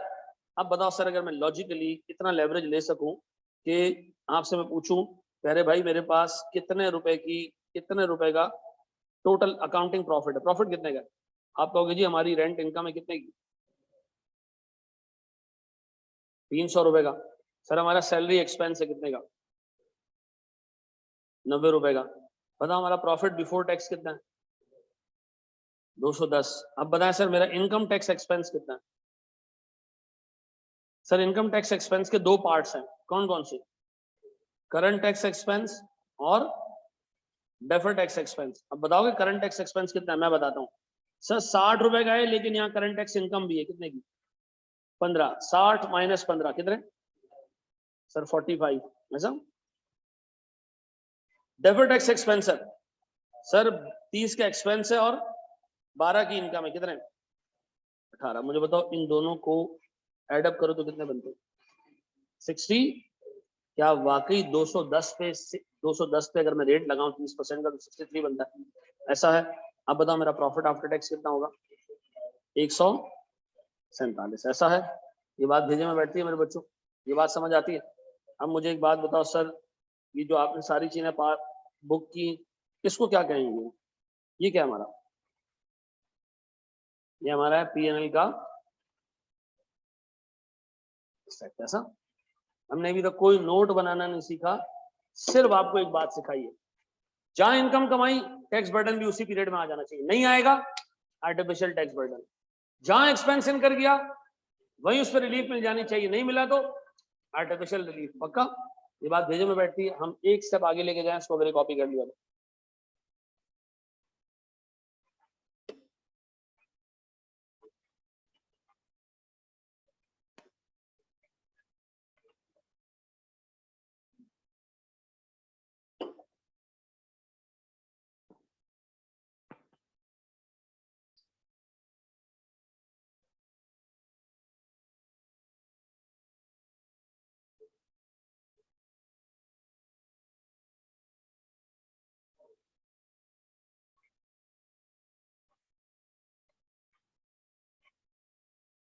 बड़े आगे। अच्छा यार, मेरे पास यहाँ कुछ 4-5 कैलकुलेटर्स पड़े हैं, किसी को चाहिए हो तो बता देना, कोई नहीं लाया हो तो मेरे पास यहाँ पड़े हुए दे दो।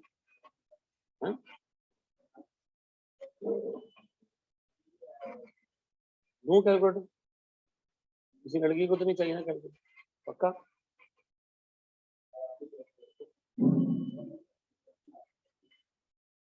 मेरे पास कोई कैलकुलेटर नहीं है बेटा, मैं सिर्फ क्लास में देख रहा था कितने कितने वगैरह पैसे हैं जो अकाउंटिंग की क्लास में आके कैलकुलेटर नहीं लाए। तो इस्लामियात की क्लास थोड़ी है, उर्दू की क्लास थोड़ी है।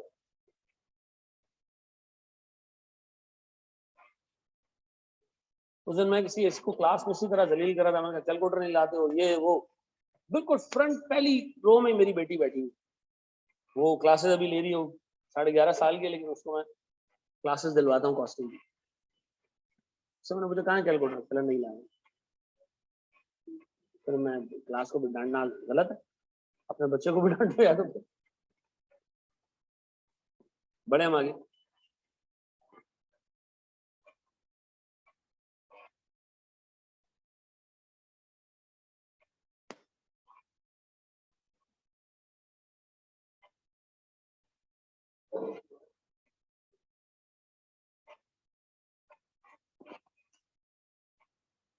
बढ़ जाए।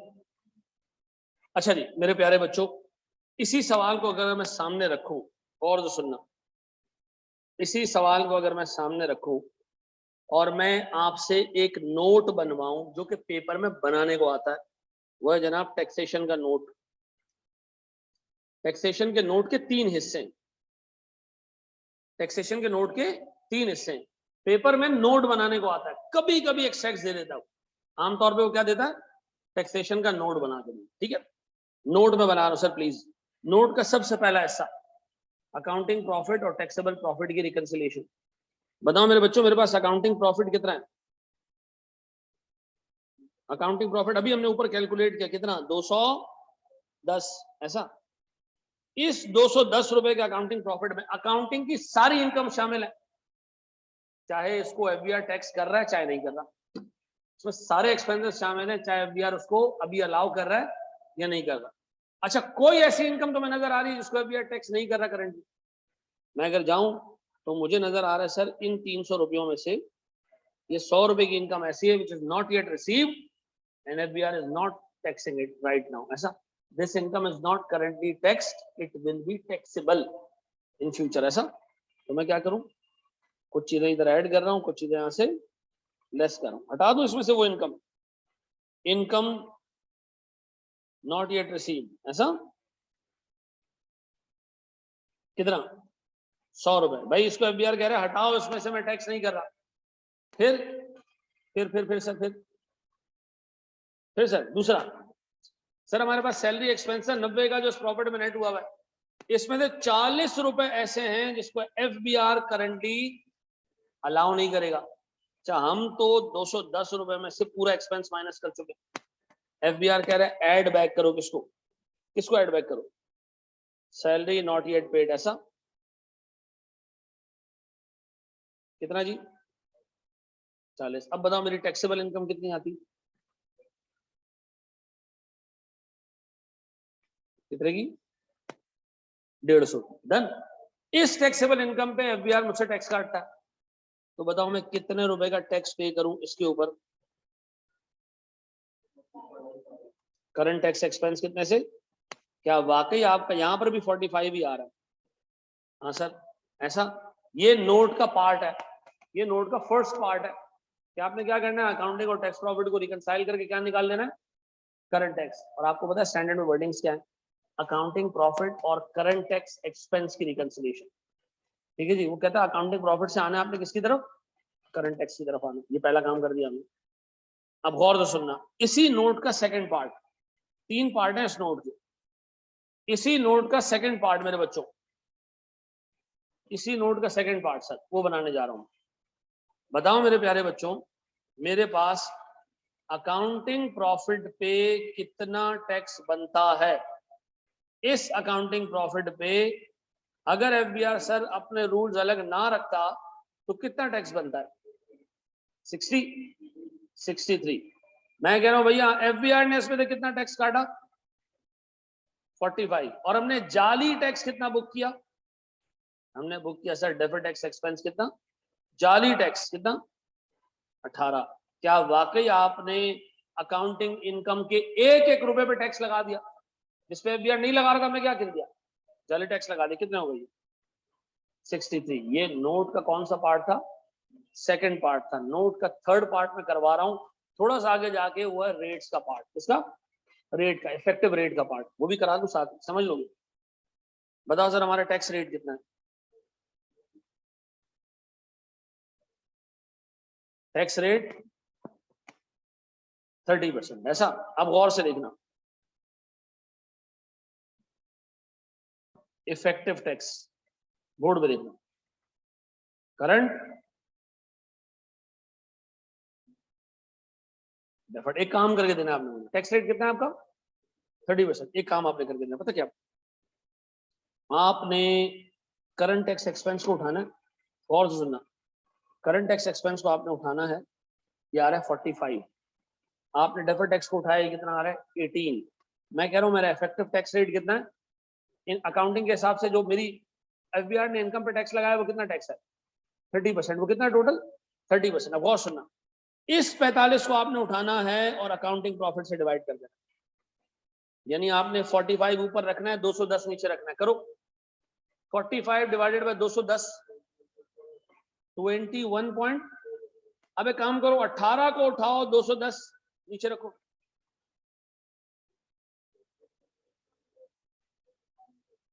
ये कितना हो गया टोटल, 30%। मैं ये बता रहा हूं कि जी मेरे पे 30% टैक्स लगा, लेकिन इफेक्टिवली मैंने एफबीआर को कितना परसेंट पे किया, 21% पे किया। बाकी मैंने आर्टिफिशियल टैक्स अपनी बुक्स में रिकॉर्ड तो कर दिया, लेकिन पे नहीं किया। क्या ये दोनों हमेशा बराबर होंगे, बिल्कुल भी नहीं, ये भी बराबर आ रहे हैं। अभी आगे एग्जेम्प्ट इनकम आ रही होगी, डिसअलाउड एक्सपेंसेस आ रहे होंगे, ऐसा याद रखिएगा। ये तीन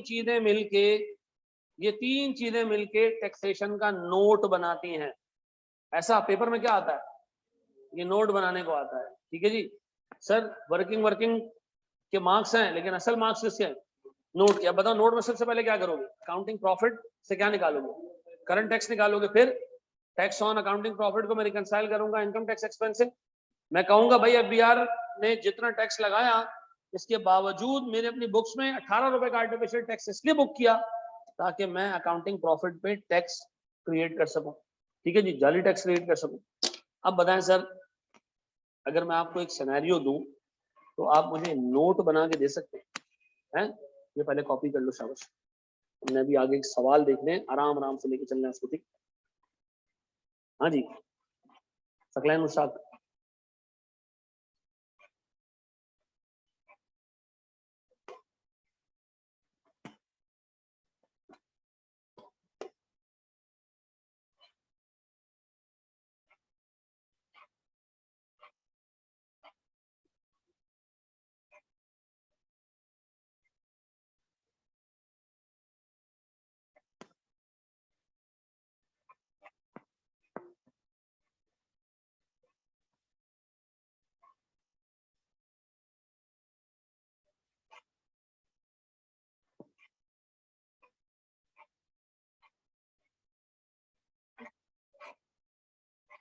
जी मेरे बच्चों, हम बढ़े आगे,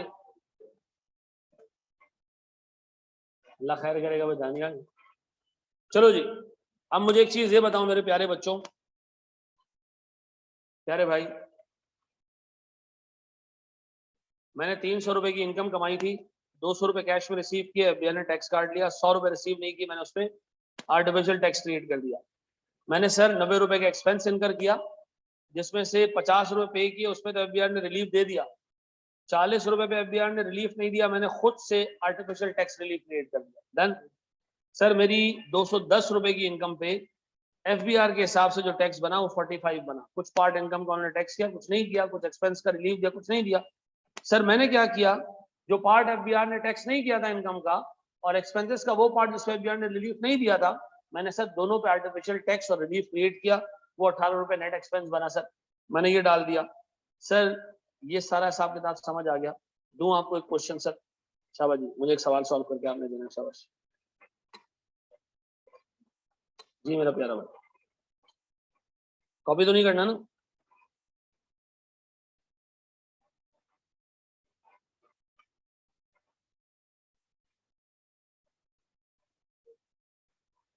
भाई मैं फिर एक चीज बार बार रिकॉल कर रहा हूं, अल्लाह के वास्ते जिन्होंने बचपन में पीएनएल अप्रोच से डेफर्ड टैक्स को पढ़ा है, पहली फुर्सत में अपनी मेमोरी जला देना। वो वहां तो चल गया, यहाँ नहीं चलेगा, पहले बता दूं। ठीक है जी, अगर आपने अटेंटिवली इसको नहीं देखा इस टॉपिक को, ये आपकी जान को आ जाएगा, मैं बता दूं। ठीक है जी।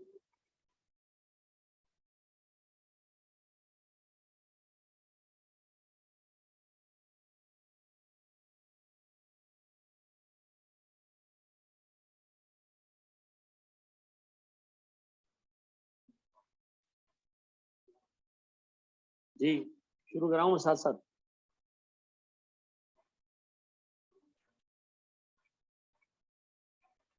सर मैंने रेंटल इनकम के लिए एंट्री पास की होगी, cash debit, rent receivable debit और रेंटल इनकम क्रेडिट। ऐसा कितने से? ये 140 से किया होगा आपने, 98 और 42 डन हो गया। ये मेरे पास सर रेंट की एंट्री पास होगी। दूसरी एंट्री सर, फिर कैश डेबिट कितने से? 54,000। फिर रिसीवेबल डेबिट कितने से?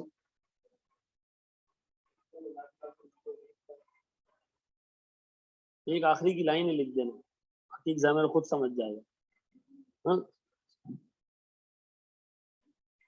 क्या फायदा ऐसे एग्जामिनर का जो आखिरी का जवाब भी ना समझ पाए। ऐसा जी। अब एक बात बताएं सर, इसके बाद मेरे पास ये दो एंट्रीज पास होने के बाद मैं एक्सपेंसेस को देख लूं जरा। मेरे पास सर तीसरी एंट्री एक्सपेंसेस से related, salary expense debit. Sir आप एक काम करें ना, आप साथ साथ में जो टैक्स का इम्पैक्ट है वो भी डालते रहे।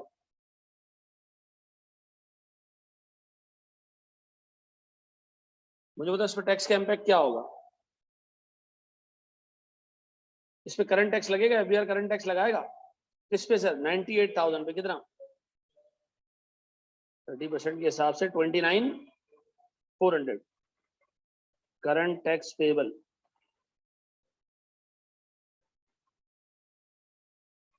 इसी तरह सर मेरे पास जो इनकम सर एफबीआर अभी टैक्स नहीं कर रही है 42,000, इस पे डेफर्ड टैक्स लग जाएगा 12,600। और डेफर्ड टैक्स लायबिलिटी कितने से? 12,600 पक्का?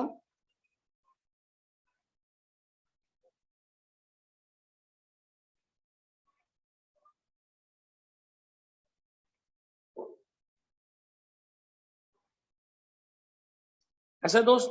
अब बताएं सर इस इनकम का क्या करूं मैं? इस पे भी करंट टैक्स लगेगा सर, कितना? करंट टैक्स एक्सपेंस डेबिट कितने है सर? 54,000 का 30%, 16,200। सर मेरे पास करंट टैक्स पेबल 16,200। इसी तरह सर जिस पार्ट में एफबीआर टैक्स नहीं काट रहा, मैं इस पर डेफर्ड टैक्स बुक कर रहा हूं, कितने सर? 36,000 इंटू कितने परसेंट? 30% सर, कितना? 10,200, 800।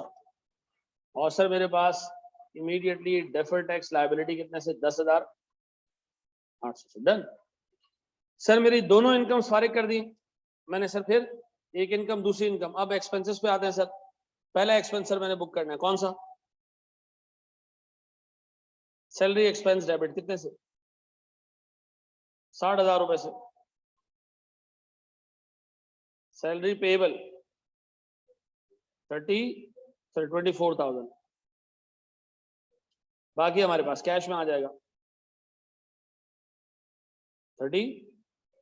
अच्छा, जो पार्ट आपने कैश में पे किया है इस पे तो एफबीआर आपको इमीडिएटली रिलीफ दे देगा। करंट टैक्स एसेट डेबिट कितने से? सर 36,000 का 30% कितना? 10,800। करंट टैक्स पेएबल,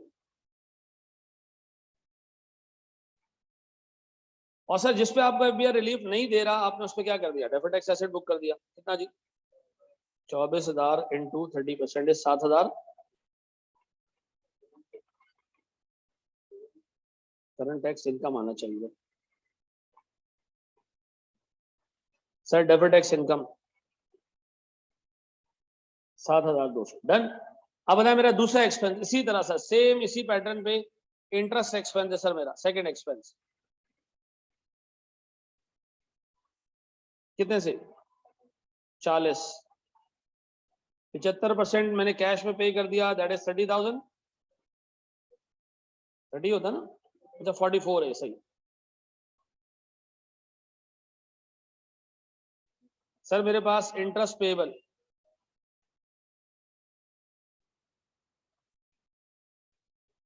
फिर सर इस पे भी करंट टैक्स एसेट आ जाएगा करंट टैक्स इनकम के साथ, और कुछ पे डेफर्ड टैक्स एसेट आ जाएगा डेफर्ड टैक्स इनकम के साथ। 33 पे करंट टैक्स एसेट आ जाएगा, कितने से? 9,000। 10,000।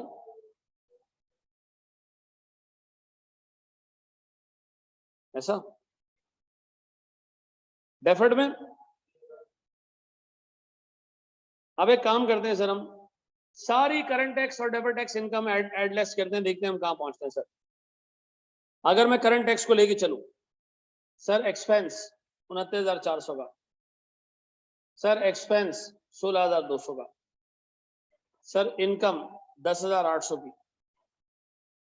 सर इनकम 9,900 की।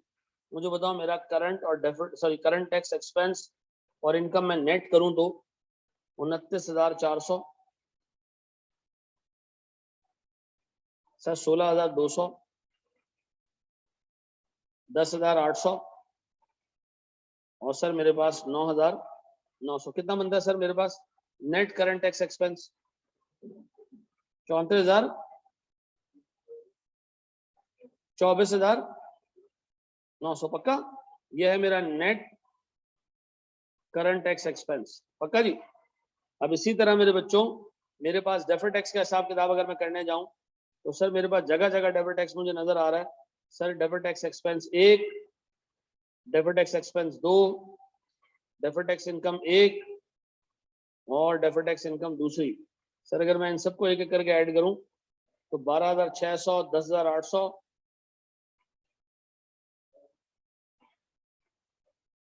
7,200 और 3,300 क्या आता है सर? 12,900। डन। ये मेरा करंट टैक्स एक्सपेंस, ये मेरा डेफर्ड टैक्स एक्सपेंस है, सही है।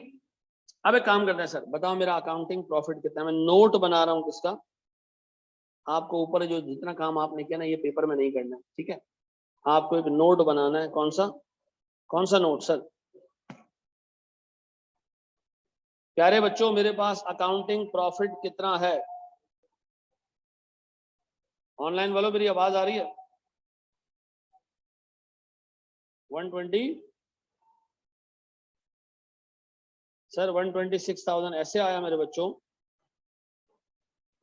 कि मेरे पास 140 प्लस 90 माइनस 60 माइनस 44 कितना? 1,26,000 ऐसा। अब अगर मैं आपसे कहूं जनाब मेरे पास income, total income not yet receive, वो इनकम जो इस साल रिसीव नहीं हुई सर, असल में 42,000 रुपए का रेंट रिसीव नहीं हुआ और 36,000 रुपए की फी रिसीव नहीं हुई। सर 42,000 रुपए का रेंट रिसीव नहीं हुआ और 36,000 रुपए का फी रिसीव नहीं हुआ, कितना 78,000 सर। फिर एक्सपेंस नॉट येट, क्या चीज sir, expense not yet paid कितना जी? सर मेरे पास 24,001 और 11,001, कितना 24 और कितना? अब बताओ सर मेरा नेट टैक्सेबल इनकम कितना? पक्का जी? इस 83,000 पे करंट टैक्स एक्सपेंस 24,900, क्या यही आपका करंट टैक्स एक्सपेंस उससे भी आ रहा था? अच्छा फिर प्यारे बच्चों मैं रिकंसिलेशन बनाऊं, टैक्स ऑन अकाउंटिंग प्रॉफिट कितना? 1,26,000 मल्टीप्लाई बाय 30% कितना? 37,000 current tax expense 24,900, deferred tax expense ऊपर आ रहा है 12,900, क्या ये मैच कर रहा है? रेट रिकंसिलेशन भी बना दूं? हाँ सर बना दे वो भी। बताएं सर मेरे पास टैक्स कितना है जनाब? 30%। करंट टैक्स के हिसाब से क्या आ रहा है सर? ये कैसे आएगा सर? आपने ये उठाना है 126 को डिवाइड, 126 से डिवाइड कर देना 19.8। सर आपने 12,900 को उठाना है और 1,26,000 से डिवाइड कर देना जी। डेफर्ड टैक्स कितना? क्या ये 30% बन रहा है? ऐसा कितने लोगों ने 100% सही कर लिया या एटलीस्ट उनके दिमाग में बैठ गया ये कर लेंगे, मैनेज कर लेंगे? पक्का जी? मुझे बताओ ऑब्जेक्टिव क्या इनकम टैक्सेस का स्टैंडर्ड का जिस साल इनकम आ रही है? पक्का। अच्छा एक बात बताओ, आप कभी जिंदगी में आगे जाओगे ना, एक आपको कंपनी नजर आएगी insurance company, Pakistani insurance company. Pakistani insurance company का टैक्स 4th शेड्यूल या 5th शेड्यूल है टैक्स का, इनकम टैक्स ऑर्डिनेंस का, उस पर डील होता है। उसमें एक लाइन लिखी हुई है, क्या लाइन लिखी हुई है? कि जितना भी इनकम कमाया जाएगा एज पर अकाउंटिंग स्टैंडर्ड्स उसी पे कंपनी को टैक्स पे करना। यानी इंश्योरेंस के रूल्स इतने अजीब से हैं कि उसकी टैक्सेबिलिटी बहुत मुश्किल है। तो एफबीआई ने बड़ा आसान कर दिया कि क्या करो आप अकाउंटिंग पे दे दो भाई, जो अकाउंटिंग प्रॉफिट बने उसी पे टैक्स दे देना। क्या वहां डेफर्ड टैक्स राइज हो सकता है? उसूलन नहीं होना चाहिए, ऐसे ही है ना, बस ये दिमाग में रखना। ऐसे ही जनाब, क्योंकि वहां टैक्स आप किस पे पे कर रहे हो? अकाउंटिंग प्रॉफिट पे पे कर रहे हो, सीधा सीधा। ऐसा है मेरे बच्चों, ये कॉपी करना है तो कर लो। अच्छा भाई जब तक जो है वो आप लोग कॉपी कर रहे हो, जो बच्चे जिनकी फॉर्म हो गई है, जिनका मसला ये है कि जी उनका अटेम्प्ट 1.5 साल पे जाएगी और वो सोच रहे हैं कि जी वो 1 साल पे अटेम्प्ट बनाए और छोटी फॉर्म में रहें, तो मैं आपको बता दूं आपके 6 महीने से कोई फर्क नहीं पड़ेगा। अगर अटेम्प्ट आपकी 6 महीने डिले भी होती है, डजेंट मैटर, ठीक है जी। आप बड़ी फर्म को प्रेफर करिएगा, ठीक है जी। तो क्या मैं आईकैप वाले कहते हैं कि यार आप बच्चों को ये नहीं बोला करो कि छोटी फर्म बड़ी फर्म, बच्चे नाराज होते हैं, उदास होते हैं। मैं क्या कहूँ, मैं मतलब आपको ये कहूँ कि कबूतर आंखें बंद कर ले, बिल्ली नहीं है। ठीक है जी, बताऊंगा ना मैं आपको, ठीक है जी। हाँ मैं आपको बता रहा हूँ, जितने लोगों ने बिग 4 ज्वाइन कर ली है ना, अल्लाह ना करे कल आप फाइनल ना कर पाओ, ये मेरी मतलब दुआ लग रहा कर जाओ तुम, ठीक है। नहीं भी करते हो ना, आपकी आर्टिकल्स की एक वैल्यू। मैं पर्सनली बहुत सारे लोगों की, जिसका ये मतलब नहीं आराम करो कल से हाथ ही छोड़ दो, ठीक है जी, ये पढ़ना ही नहीं, ठीक है जी। ये मैं आपको बता दूं सर, नहीं भी क्वालिफाई करोगे ना, आपकी ट्रेनिंग की वर्थ इतनी है कि जब आप पाकिस्तान से बाहर जाओगे, ठीक है, आप जैसे आपकी ट्रेनिंग पूरी होती है ना, आप चले जाओगे। मैं जानता हूँ पर्सनली लोगों को जिनका फाइनल का एक पेपर नहीं निकला, उन्होंने क्या किया, धक्के वक्के खा के इसी से कर लिया। आज वो माशाल्लाह 20-20 हजार दरम छाप रहे हैं, ज्यादा नहीं, 1.5-2 साल पहले स्टूडेंट, 2 साल हुए पाकिस्तान से बाहर गए, 2-2.5 साल। मैं अभी भी पैसे छाप रहे मुझसे, ठीक है जी, ये मैं आपको फैक्ट बता रहा हूँ। जो बच्चा छोटी फर्म में, उसका ऑब्जेक्टिव कुछ और होना चाहिए, उसको पहली अटेम्प्ट में निकालने paper with in articles qualify कर, अगर वो क्वालिफाई कर जाता है बहुत अच्छा चांस उसके पास आगे जाके ये होगा कि वो बिग 4 फर्म में आके पोस्ट आर्टिकल 1-1.5 साल लगा दे। ठीक है जी, और फिर उसके बाद क्या करें, पाकिस्तान से बात। ठीक है जी, ये मशवरा है मेरा। पेपर कितने देने चाहिए, मैंने आपको कहा 3 से ज्यादा नहीं, अनलेस कि आप एक खप्ती इंसान हो और आप दिन रात पढ़ते हो। सर देने कौन से चाहिए, आइडियली पेपर देने चाहिए 3, वो होने चाहिए FR, BFD, ऑडिट और SPM, दोनों में से एक दे सकते हो। मेरी पर्सनल प्रेफरेंस ऑडिट इसलिए होगी कि ऑडिट मैं ये रोजी पे बैठा हूँ, ला इलाहा इल्लल्लाह मोहम्मद रसूलुल्लाह, अगर ये आपका कोर्स है ना, आपको क्लासेस में ये पढ़ाया जाएगा, चाहे आप दुनिया के किसी भी बंदे से क्लास।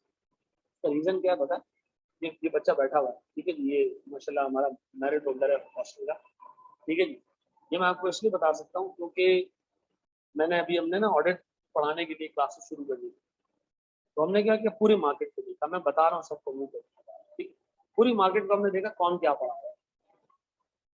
आप यकीन करें, एक स्टैंडर्ड है 40 पेज का, 5 मिनट का खत्म।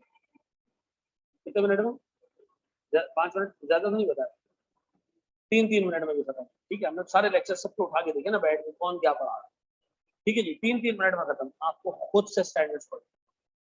ठीक है जी, अगर आप नहीं पढ़ोगे ना, मैं आपको आज बता रहा हूँ, आपको लगेगा आई क्या जनरल सवाल पूछता है, आपको क्या लगेगा, जनरल सवाल बहुत आते हैं यार पेपर में, 50% जनरल होते हैं, टीचर भी आपको यही बोलेगा। मैं आपको फिर बता दूं, आपको बैठ के सारे स्टैंडर्ड्स देखने हैं। एक होते हैं मेन पैरा, एक होता है एक्सप्लेनेटरी पैरा। पेपर कहाँ से आता है बता, मेन पैरा है कि तो सर एक्सप्लेनेटरी उसके नीचे 4 है, तो वो एक्सप्लेनेटरी पैरा में मेन चीजें लिखी है, ऊपर सिर्फ जनरल रूल लिखा हुआ है। तो आप पहले अटेम्प्ट में ऑडिट पढ़ सकते हो, आप वक्त लगा के काम कर सकते हो।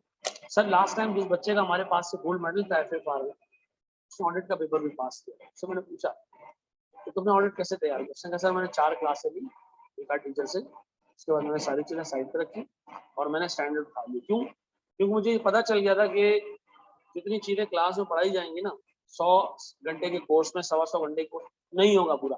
ऑडिट का कोर्स FR के कोर्स ज्यादा बड़ा, अगर आप उसके साथ इंसाफ करो। ठीक है, तो आपने स्टैंडर्ड उठाने, ठीक है, स्टैंडर्ड से चीजें पढ़नी है। ठीक है, मैं आपको फिर बता दूं, आप वक्त लगाएंगे तो आपको ऑडिट देना चाहिए। SPM बहुत आसान सा है, एक किताब वही कंप्लीट करनी है। ठीक है, वो 2-3 दफा रीड भी कर लोगे तो हिसाब किताब हो जाएगा। मेरे हिसाब से FR दो, BFD दो, ऑडिट दो। FR और ऑडिट की वजह से आपका आगे जो है वो MSA 1 खुल जाएगा। अच्छा, अभी ICAP से बात चल रही है कि MSA 1 का MSA 1 को CFAP का पेपर कंसिडर किया जाए। उसकी वजह ये है कि आपने मिनिमम 2 पेपर देने CFAP। ठीक है जी, तो वो बाद औकात वो अगली अटेम्प्ट आएगी, उसमें बच्चे ने एक CFAP का पेपर उठाया, MSA उठाया, तो वो नहीं उठा पा रहे थे। ठीक है जी, तो अभी मसला ये जो है ना वो ICAP पे चला गया है और ये कमेटी इंशाल्लाह ताला एक आध दिन में फैसला कर देगी कि MSA will be considered as a paper of CFAP। ठीक है जी, तो आप आराम से क्या कर सकते हैं, इस तरह कर सकते हैं। अच्छा सर मैं पहली अटेम्प्ट में सोच रहा हूँ मैं लॉ दे दूं, अच्छा ख्याल है आपका, लेकिन कोई फायदा नहीं है। एक तो लॉ का पेपर जो है वो जिस हिसाब से आ रहा है और जो कोर्स है उसका ना, बाकी सारे पट्टे बिठा देगा। ठीक है, ठीक है जी, मतलब आपके घर में एक माशाल्लाह ऐसा भारी भरकम इंसान हो और आप रिक्शे से ट्रेवल कर रहे हो, आपके पास एक ऑप्शन है कि उसको अकेले रिक्शे में भेज दो या इसको 2 लोगों के साथ रिक्शे में बिठा दो। मैं आपको बता दूं, ना रिक्शा चल रहा है ना उन दोनों ने आगे जाना है जो साथ में बैठा है। ठीक है जी, तो आप पहले दुबले पतले आगे तक पहुंचा दो, एंड में रिक्शे में उसको बिठा देना, पहुंच जाएगा वो। लेकिन मैं आपको बता दूं कि उसका पेपर ऐसा है कि आपको खुद पढ़ना भी पड़ेगा, इवन क्लासेस भी ले लो यार, जो बंदा पर्चा बना रहा है ना,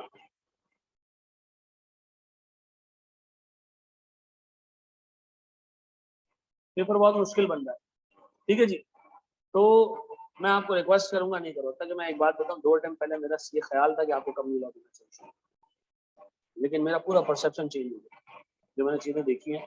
नहीं दो ना टैक्स, ना कंपनी लॉ, ना आपका MSA खुलना है, ऐसे आगे जाके दो, आराम से दो, आखिरी रिटर्न में कंपनी लॉ दो, डजेंट मैटर। क्लियर है, दूसरी चीज ये कि सर आप क्लासेस कितनी रखेंगे? भाई मैं एक क्लास रखूंगा वीकडे के अंदर और 2 क्लासेस मेरा इरादा है कि मैं वीकेंड पे रखूँ। 3 क्लासेस से मैं स्टार्ट लूंगा, मे बी मैं हफ्ते बाद उसको 2 कर दूं, आपके हालात भी। क्लासेस वीक की 4 होगी, ठीक है जी। अगर 2 लाइव हुई तो 2 में रिकॉर्डेड था, ठीक है। लेकिन ये याद रखना कि आप में से अगर बच्चे आते रहेंगे, मेरी हिम्मत भी रहेगी पढ़ाने की, मैं पढ़ाता रहूंगा, ठीक है जी। और अगर इवन हमने रिकॉर्डेड भी देने हुए ना, तो हम ये नहीं करेंगे जो हमने 1902 में रिकॉर्ड कराया था वो आपको दें, ऐसा नहीं, ठीक है जी। जो रिकॉर्डेड हमने लास्ट बैच में रिकॉर्ड किए हैं वो आपको देंगे, और उसके साथ मजीद जितने सवाल आपकी और उसके मुझे मिलते रहते हैं, मैं रिकॉर्ड करा के डालता जाता हूँ, हमारा वो बैंक बनता जा रहा है, वो तुम्हारे लिए फायदे की चीज है, ठीक है जी। मैं आपकी जगह होता मैं क्या करता, ये मेरा अपना पर्सनल प्रेफरेंस है, आप पे वो क्या कहते हैं उसको थोप नहीं रहा हूँ, ठीक है। मेरा पर्सनल प्रेफरेंस क्या होता है, मैं उठता हूँ सुबह अर्ली, जल्दी उठता हूँ, ठीक है। मैं सुबह बैठ के ना आराम से 2 लेक्चर देख सकता, 2 लेक्चर देख के मैं सुकून से जाऊँ फॉर्म। मुझे यहाँ यहाँ आना ना आज पॉसिबल है, कल आप होगे फॉर्म में, दिन भर आपके साथ कुत्ताख्वारी हुई होगी, शाम में ARTT आना would be the last thing on your mind. मैं बता रहा हूँ, जो पंछी आज आए हैं ना, इन सारों ने एक हफ्ते में भी 2 हफ्ते में जैसे आपकी फॉर्म स्टार्ट होगी आपने उड़ जाना, ठीक है। आ जाएगी बात ऑनलाइन पे, ऑनलाइन पे बात आएगी, आप एक दफा रिकॉर्डेड लेक्चर लोगे बैठ के, आप कहोगे यार मैं ऑनलाइन में अपना टाइम वेस्ट कर रहा हूँ, बाखुदा मैं आपको बता रहा हूँ, ताकि मैं चाहता हूँ, मैंने ऐसे भी बैचेस पढ़ाए ये फाइनल की, तो मुझे वो चाय देने के लिए ना वहां से बंदा चाय दे देता था, वो हाथों हाथों में आता, 250 पौने 300 बच्चे क्लास में, ठीक है जी। Last time we had a record क्या नाम है अपना एडमिशन देना फिर फार, ठीक है जी। हम ऑलमोस्ट कोई 650-700 टच कर चुके थे, मैं अपनी लाइफ में कभी इतना बच्चा नहीं पढ़ा जितना लास्ट टाइम, 1600-1700 कॉस्टिंग में पढ़ाया, बाकी यहाँ माशाल्लाह अच्छा हिसाब बनाया हमने।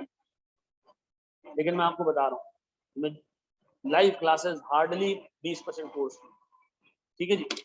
आप आते रहें, आपका भाई आपके साथ खड़ा, आप नहीं आओगे, वादा खिलाफी करोगे, तो फिर भाई आपको जो है वो रिकॉर्डेड लेक्चर्स पर डाल देगा। लेकिन वो रिकॉर्डेड ऐसे नहीं होंगे कि बस आपको डाल दिया तो बस आप लगे रहो जब आपका मूड हो, नहीं, मैं चीजें पूछता रहूंगा, चीजें ऐड करता रहूंगा, ठीक है जी। अभी करंटली FFR के ग्रुप पे एक एक जिसको कहते हैं ना रश लगा हुआ है, किस चीज के ऊपर, अभी हरामखोर पढ़ने बैठे महीना भर पहले, उनको भी सारी चीजें पूछनी है कैसे, जैसे ये PDF बना हुआ है ना ऐसे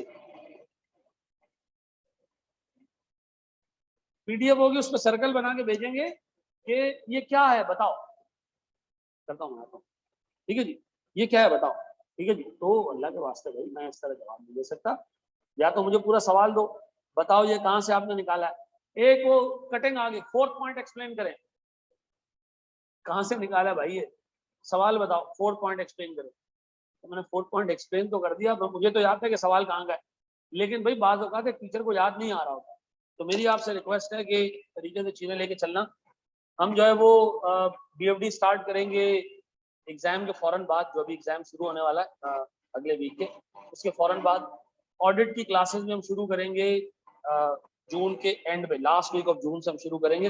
अच्छा हमारी जो है वो क्लासेस जो है वो अभी मतलब यार कराची में तो लाइव हो रही हैं, बाकी लाहौर में हमारी एक जगह से कोलैबोरेशन है, अभी शुरू हो जाएगी इंशाल्लाह ताला, उनको हमने अपने लेक्चर्स देने हर हाल, ठीक है जी। तो ऑडिट हमने जो है वो करवाना ही करवाना हर हाल। हम पहले बैच में आप सबको कहेंगे आप आके सुकून से ऑडिट क्लासेस लेना, महीना भर 1.5 महीना लेना, उसके बाद आपको लगे आपके लिए वैल्यू हो तो आप उसकी फीस ले, ठीक है। ये वाला बेनिफिट FFR में नहीं है, ठीक है जी। है बस लास्ट वीक ऑफ, कोई सवाल पूछना तो पूछ सकते जी, बस खत्म। BFD बस एग्जाम के फौरन बाद, बिल्कुल नहीं आएगा ना, रिवैल्यूएशन पे टैक्स नहीं आएगा ना जहांगीर, 0, अगर वो टैक्स रिटर्न भरता है 0 पे भरता है तो खत्म हो गई कहानी, कोई चेंज नहीं, अली मोहम्मद कोई चेंज नहीं। जज़ाकल्लाह बेटा, बहुत शुक्रिया।